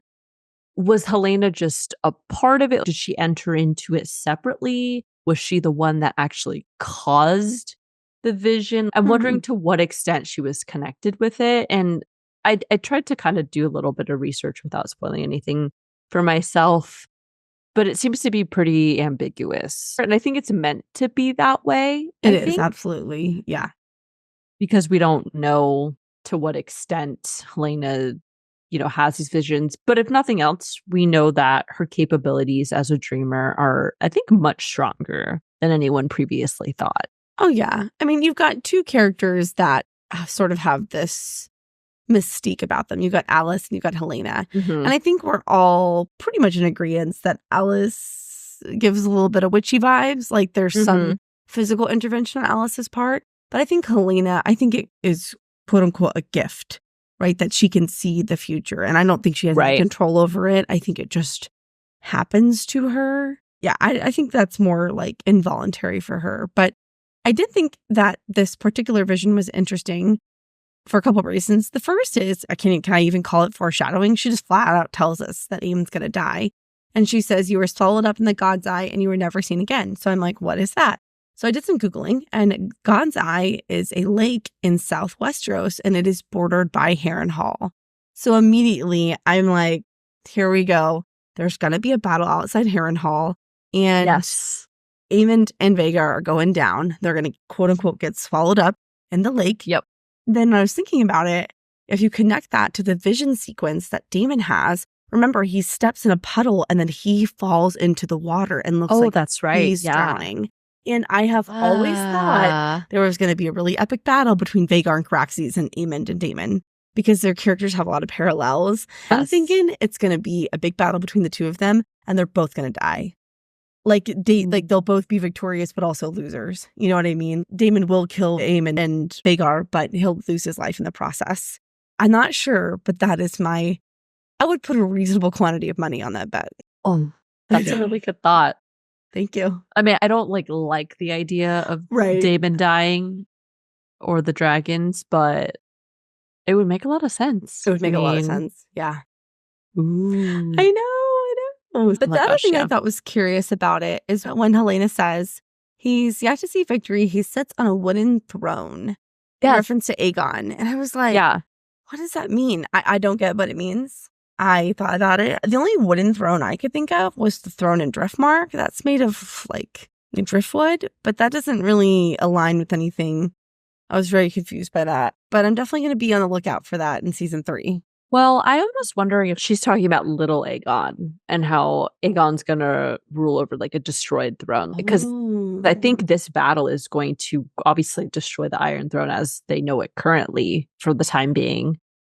And maybe until it, I don't know, gets rebuilt again, like little Aegon will come in and kind of rule. Or it could just be like Aegon comes back, in the future since he's been escaped and hiding. I think that's it. Because she says Aegon will be king again. So implying the current Aegon, who was king, is kind of not king anymore and will be again. So it's possible, but I feel like she is referring to Aegon, like Aegon the Realm's Delight. Realm's Delight. The Realm's Delight. Interesting, yeah. Also, I just want to say that Fia Sabin, who plays Helena, she looks so beautiful in this scene. I don't know what it was about this scene, but I was like, oh my God. I remember in the trailer, like the clip of it, I'm like, has she always been that beautiful? Like, I don't know. I mean, of course she has, but in particular in this scene, I don't know if it was like her makeup or her hair or just like the lighting, but she just looked like a goddess. Yeah, I know. She looked very dreamy. She did. Very ethereal. Yeah. Yeah. Next, we have Rhaenyra and Adam. They, of course, ride to Harrenhal. And this is like, I know.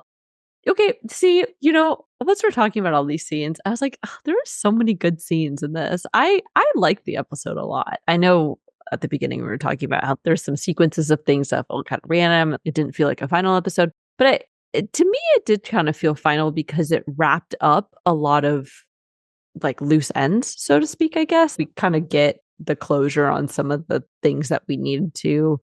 Oh, that's fair. Like I said, not a bad episode, a bad finale. But anyways, Harrenhal being one of those sequences that we needed a conclusion to. Rhaenyra lands and Simon Strong, of course, comes out to greet her, stating, I must admit, I had much to fear. Come see for yourself. And they walk in. Syrax is flying in overhead. And inside, we see a huge gathered army. The crowd starts to part, and Daemon walks toward Rhaenyra. And he says, I wasn't expecting you. And I liked her response where she says, that seems rather a lapse in foresight. Daemon goes on to say that the men have sworn to him. And of course, Rhaenyra needs to know what he means by that. And she says, and to whom are you sworn? Yeah. And she steps back and says it really loud, like clearly throwing down the gauntlet. Like everyone's about to hear what you're about to say. So make a choice now.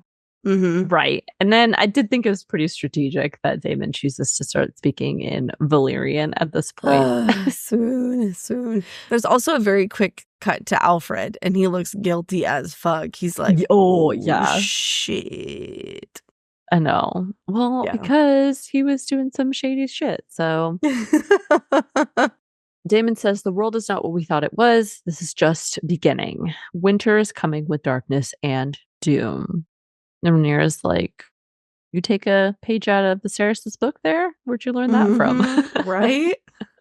And Daemon says, I saw it. I saw that we cannot withstand it, yet somehow we must. The realm's only hope is a leader that can unite it, and my brother chose you. Then Daemon nails in front of Rhaenyra, and he says, "You are the true Queen Rhaenyra, first of her name, protector of the realm. I am meant to serve you and all of these with me. with me until death or the end of our story." We see the rest of the men kneel down as well. I literally had goosebumps. I love that quote. know. Oh my God. And then at the end, when she says, "Leave me again at your peril," and he Yeah. said, "I could not. I have tried. My queen." Oh my God. I just, yes. All the yes. Everything I know. good. Yes. Finally. This was the payoff for sitting through all of Daemon's bullshit in Harrenhal. Oh my God, I know. Thank God. Thank God. Literally, thank God. I know. Seriously. It was just so epic because then he turns around and he like rallies the crowd. He says, "For every one of us who falls, 100 of them, there will be no mercy. We fight for our queen." And then everyone's like, "Ah." Yes. And then again, you see Simon. He's in the background again. This time he just looks like absolutely delighted. He's Yes. like, "I love this outcome. This is He great." looks like a proud dad. He's like, I know, "My he really children." does.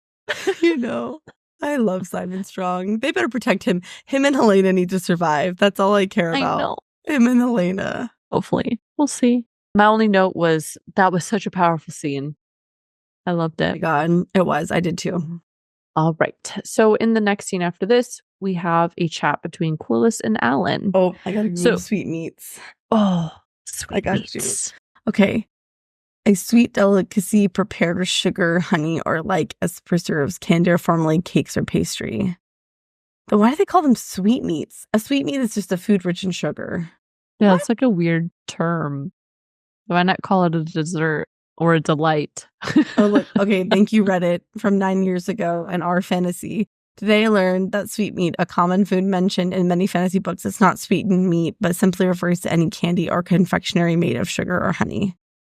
All right. That makes it much less gross. It's such a... I know. What? It's weird. Okay. The only sweet meat I would want to eat is maybe some like bacon and maple syrup. But that's about it. Yep. Anything So, else doesn't sound great. here on Buckton Fantasy, we're happy to educate you guys. So that's what a sweetmeat is. So now, you know what would be funny? I'm going to teach my kids and be like, "Babies, you guys want some sweetmeats?" And then pop out like some candy. That's so weird. I'd rather just call it a dessert. Or a treat. Yeah. A treat. A treat. I like A treat. treats. Yeah. Yeah. I like treats. Oh my God. But anyways. Anyway, yeah. Corlys has a chat with Alan and states, "I wish to set on good terms with my first mate." Alan looks a little bit confused, and Corlys confirms, "You've done what is asked of you and more, but you are curt, silent, and the men find you distant. You cannot lead if you do not inspire." Alan, of course, rightly is like, "Why are you giving me this advice now?" He says, "Well, I've never asked to lead it, as you well know." And Corlys says, "You've been given a position to which all who serve here aspire." Alan is really not having any of this conversation. He says, "Forgive me, my lord. I will endeavor to improve myself." And then he starts to turn to walk away. But Corlys is like, "Hey, I'm just trying to help you. Okay? Be grateful that I'm offering my help right now." Mm-hmm. Oh, Corlys. I know. And I was like, dude, this is not your greatest moment. But Alan finally explodes on him after being pretty curt and keeping it together through all these interactions for so long. Now is his moment. He's had enough. So he says, "Do you know what it was like for us to grow up fatherless, to be snared upon as bastards, never sure of the bread to feed us? Do you know what hunger does to a boy, what grief does, or shame?" Corlys tries to dismiss him again, which I thought was a little bit rude, but then Alan continues and says, "I sold fish in the market from cold dawn until sunset, putting my coppers to stave off winter, and I watched the man who sired me walk past with the sun and air, with a fur around his shoulders, choosing sweetmeats to eat after supper by the fire. And now that boy is dead, and his sister before him, and the heir that took his place. And now you remember I live. Now you wish suddenly scatter the crumbs of your favor. I am an honorable man, and I will serve you because I must. But if it all is the same, I will decline any offers of help. If I survive this war, I will continue as I began, alone." Damn. What a fantastic monologue. And the actor did such a good job. And man, you feel it. It burns. Yes. And if I'm Corlys, I'm like, that got me fucked up. It's just really, really good acting here. Yeah. I was going to say, I find the difference in the way that Adam and Alan respond to being Corlys's bastards pretty interesting. Adam does seem to want Corlys's favor, while Alan seems to not want him involved whatsoever. Not mind it, but like actively dislikes it and does not want it, like pushes him away. Yeah. Which I can't say I blame Alan. Exactly. I was going to say, I totally understand why, though, because Corlys wasn't there at all when they grew up. And yet now he's like trying to offer help. I would imagine it probably feels a lot like a slap in the face, because what good is that now? You know, you're already grown up. You're already kind of like doing your own thing. It's not helpful at this point. So, yeah. Especially if he's not going to like formally acknowledge them either as his sons, you know, it's probably easier just to keep the separation. So after this, we have another scene with Rhaena. She's made a little bit of progress because now she finally sees a dragon and she begins running after it. Progress. And then we get a brief scene of Rhaenyra and Mysaria standing outside overlooking the sea. Mysaria encourages her, but Rhaenyra is wary because it requires her to strike and kill innocents in the process. Mysaria gives her some encouraging words and says, "You know you are just. You must not let the realm fall to those who care for power more than peace. You must prevail." And Rhaenyra again asks, "And who pays the price?" Which is the ultimate question. Next, Rhaenyra is awoken from bed. She is led down to where the dragon area is. I don't know what they call that area, but I forget. Just like a little... They lead her to a room where Alicent's chilling. Yeah. A study. Like the library area where all the scrolls are. Yes. Yeah. And of course, we see Alicent. Alicent reveals what's been eating her away and had she grown up only doing what was expected because she didn't know what she wanted. And she's here now because she has lost her way. And she had said, "All those I put my faith in, my father, my brother, my lover." Rhaenyra calls her out for her hypocrisy on part of having virtue and says the incorruptible queen sullies herself with a lover. Fair. But I will say Alicent's retort is also fair. She's like, don't, talk shit to me about something that you also did. So exactly. Both of them are wrong, but both of them are also right. Right. And so this becomes another kind of airing of grievances that they've had with each other for quite a while. Alicent is like, "I had all this virtue. I lived in a way because that's what I thought I needed to do, et cetera, et cetera." She had a very long, drawn-out conversation just about kind of the path that led them to where they are and how they got here. And there's some tension, obviously, between the two of them. I think Rhaenyra resents Alicent for the role she played in setting things into motion. And Alicent resents Rhaenyra for, I don't know, a lot of different things. It's pretty obvious these two need a little therapy session. You know what I'm saying? Yeah. They got a lot to work through. Exactly. The conclusion of this is Rhaenyra's like, "Okay, what are we really going to do about this? Yeah, what do you want? Because the war has already begun. Everything's in place now. It's going to happen no matter what." And they come to the conclusion that the only way Rhaenyra is really going to be able to rule is to kill off the opposition. And that obviously includes taking Aegon's head. She says, "Choose a son for a son." And Alicent does end up nodding in agreement to this. Now, I don't want to diminish here that although Alicent does agree to this, which is absolutely horrendous and horrific, I don't by any means feel this is an easy choice for her. Yeah, I feel that she feels a great sense of anxiety and helplessness in this situation. And I feel like you have to ask yourself, I try not to think too hard about this because it made me really upset, but like, would I sacrifice one of my children if it meant saving the lives of tens of thousands of people, and saving the lives of 10,000s of people from events that I set into motion? Right. It's an impossible choice. It's horrible. And so I can't imagine being in that situation. But I do understand why Alicent comes to the conclusion that she does. You're talking about 10,000 people, not to mention, I think she justifies it to herself in two ways. One, Aegon was actually kind of a horrible person for a long time. And two, she says to Rhaenyra, he sits in the dark in terror and pain, unknown about his future. He's broken beyond recognition. And I think she's justified it in her mind that basically sentencing Aegon to death is a mercy killing. Right. I don't agree. Well, I mean, I don't agree. I don't disagree. I don't know. But I can see her thought process and how she gets to where she does in this moment. Yeah, I totally agree with everything that you just said. So after this, Rhaenyra does ask, well, okay, like what now? We've agreed to do with this, but what am I going to do with you? And Alicent responds, you let me go and fly to the Red Keep in 3 days' time. I cast myself at the mercy of a friend who lends love to me.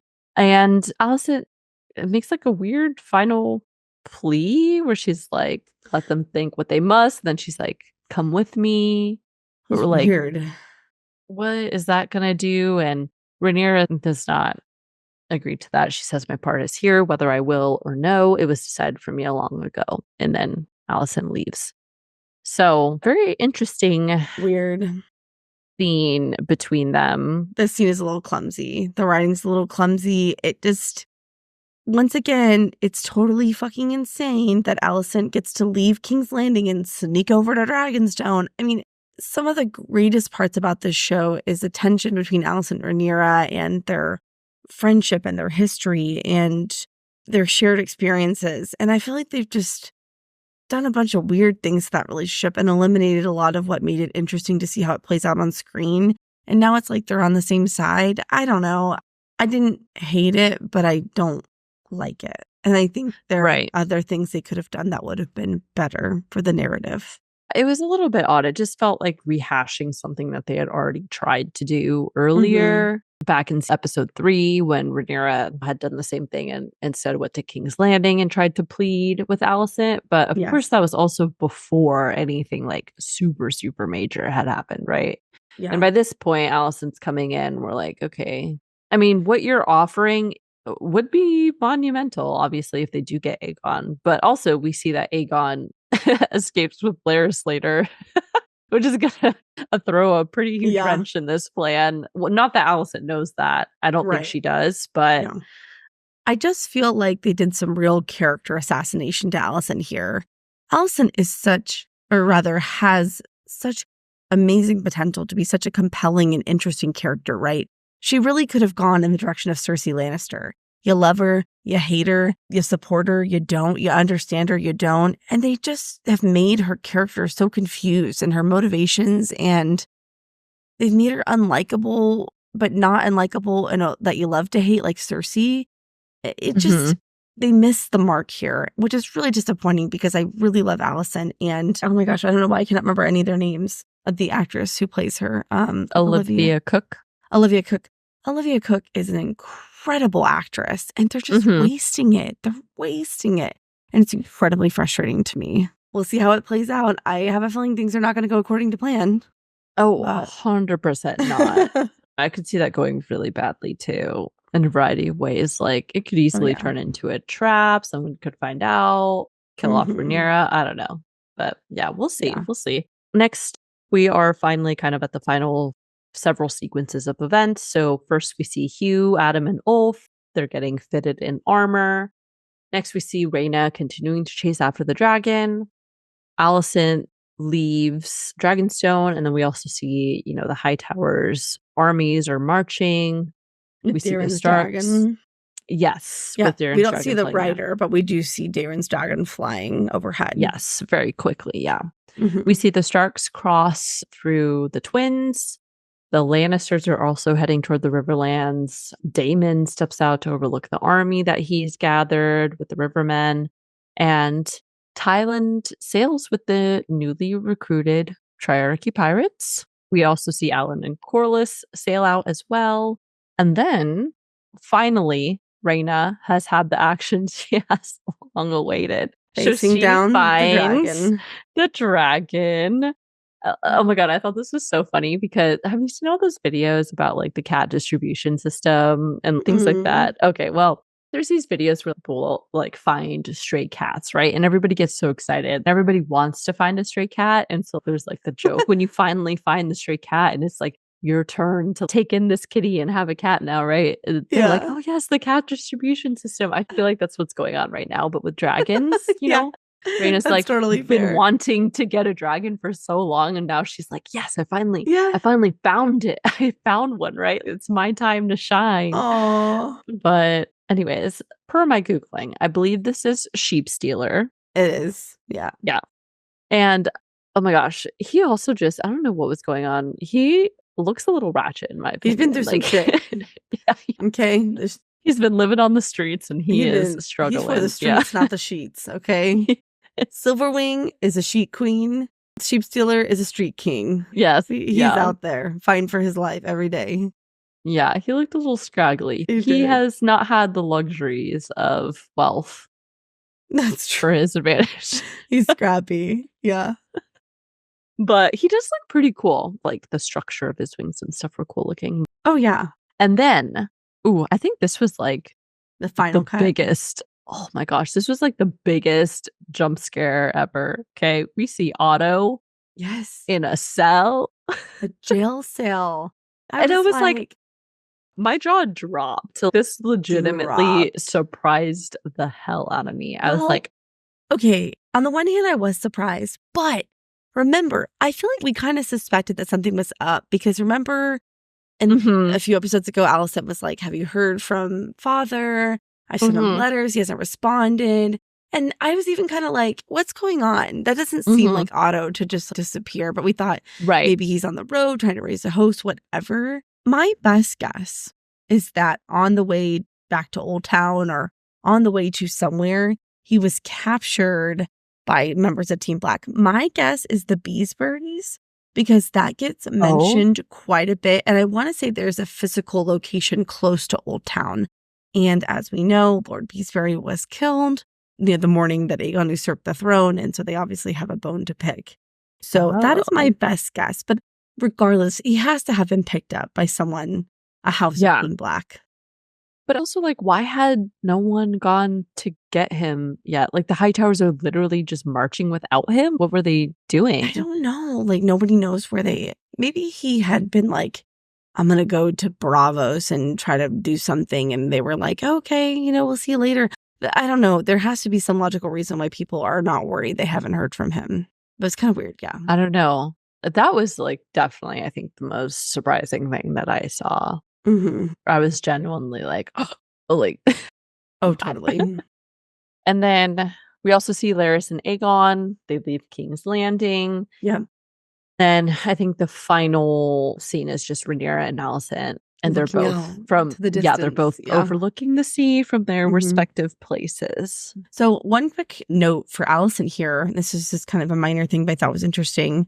So we talked not a lot, but we have talked about her costuming before and how Mhm. she goes from a lot of blacks and reds to greens.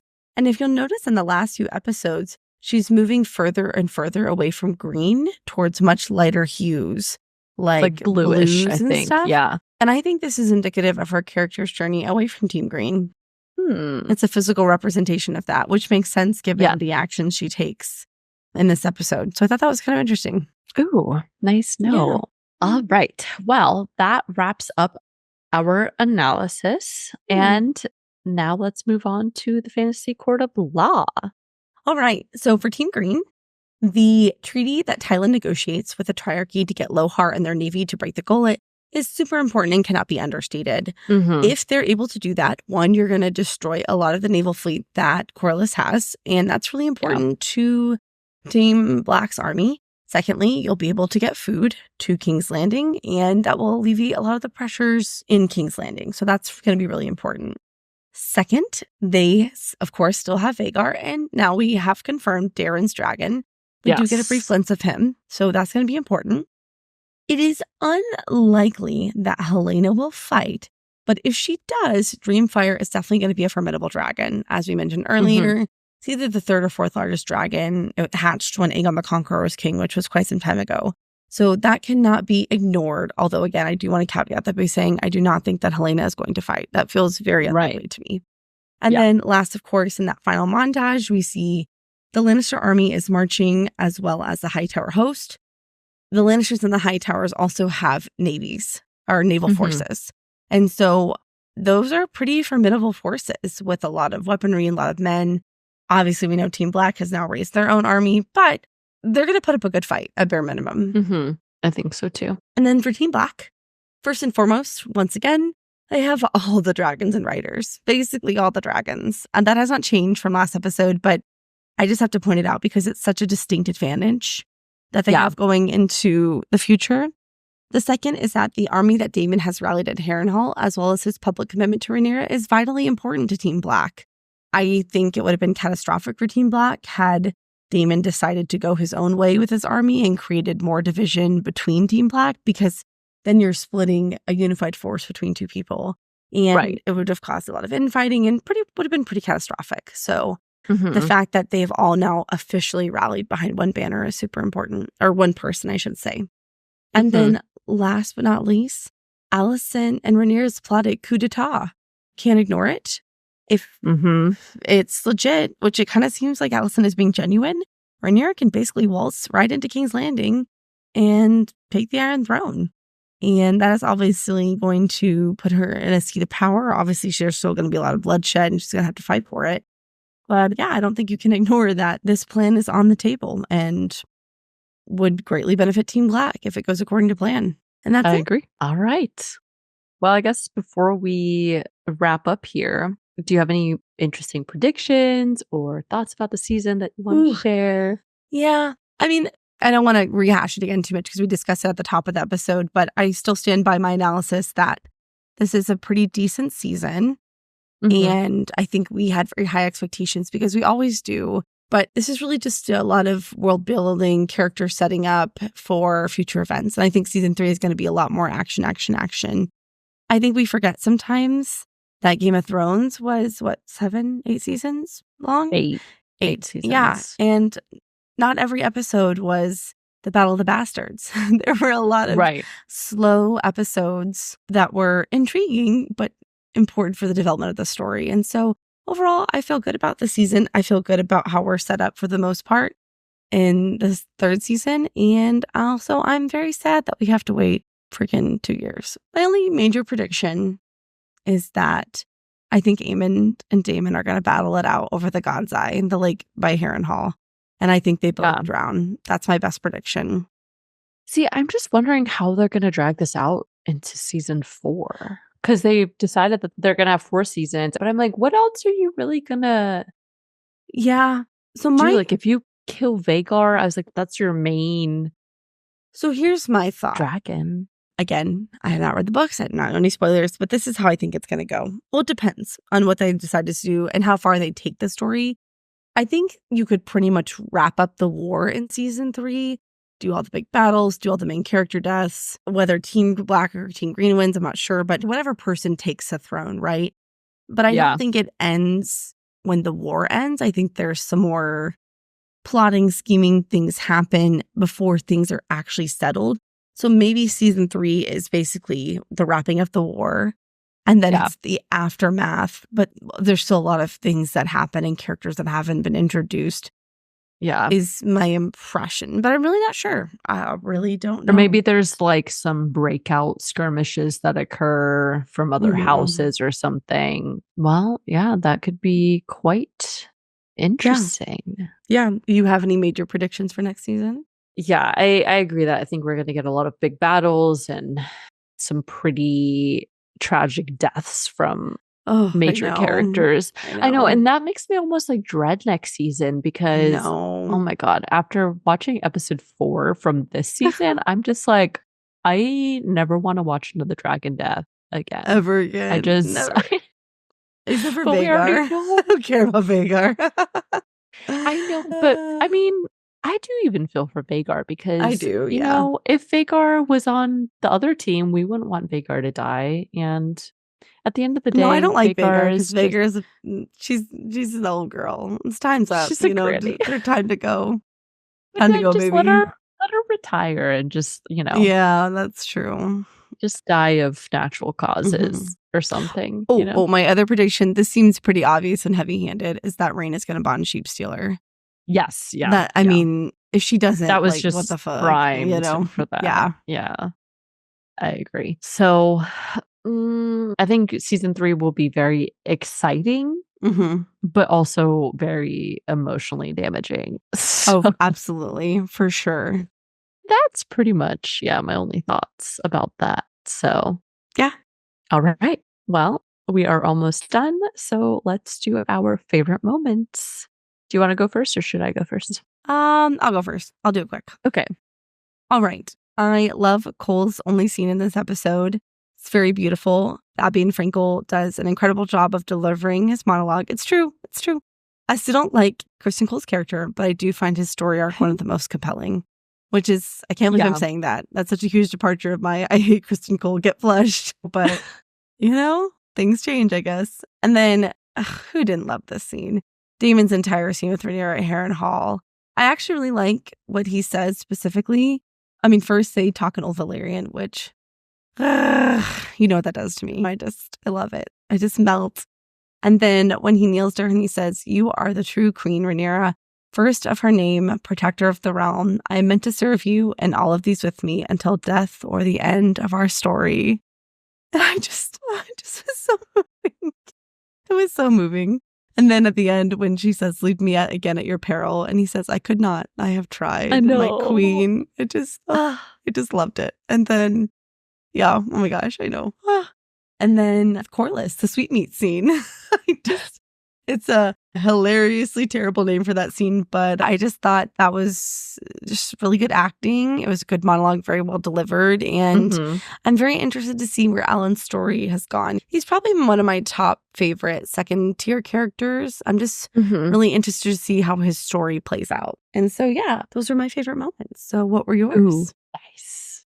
So I actually, despite the complaining we did about the pirate scenes, I did like Lohar because I thought she was funny. I think she just she had a lot of funny lines. Okay, she's fair. like making fun of Thailand, and Fair enough. she's pretty witty, so Yeah. I enjoyed that. Obviously, I also like Sir Simon. I will always love Sir Simon, and how he obviously tells on Daemon and Sir Alfred to Rhaenyra. Yeah. He's like, "Hey, they're trying to. You need to get over here, girl. Things are going. They're talking about you behind your back." Yeah, exactly.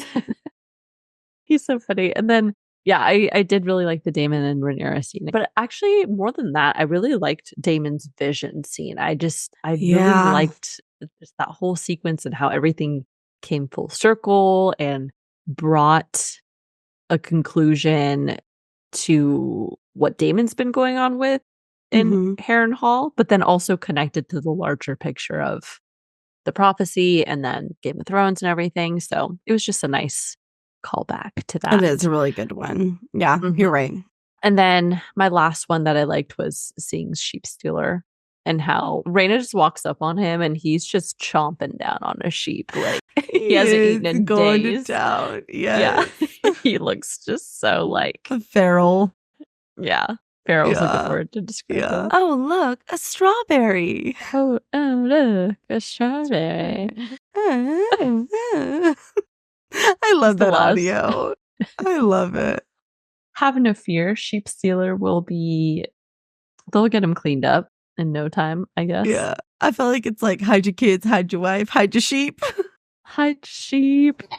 I almost feel like I don't want Sheep Stealer to get bonded, though, just because he's probably going to die. And had he just stayed a wild dragon, I know. Yeah, he wouldn't be subjected to that fate. I know. I guess we'll see. Yeah.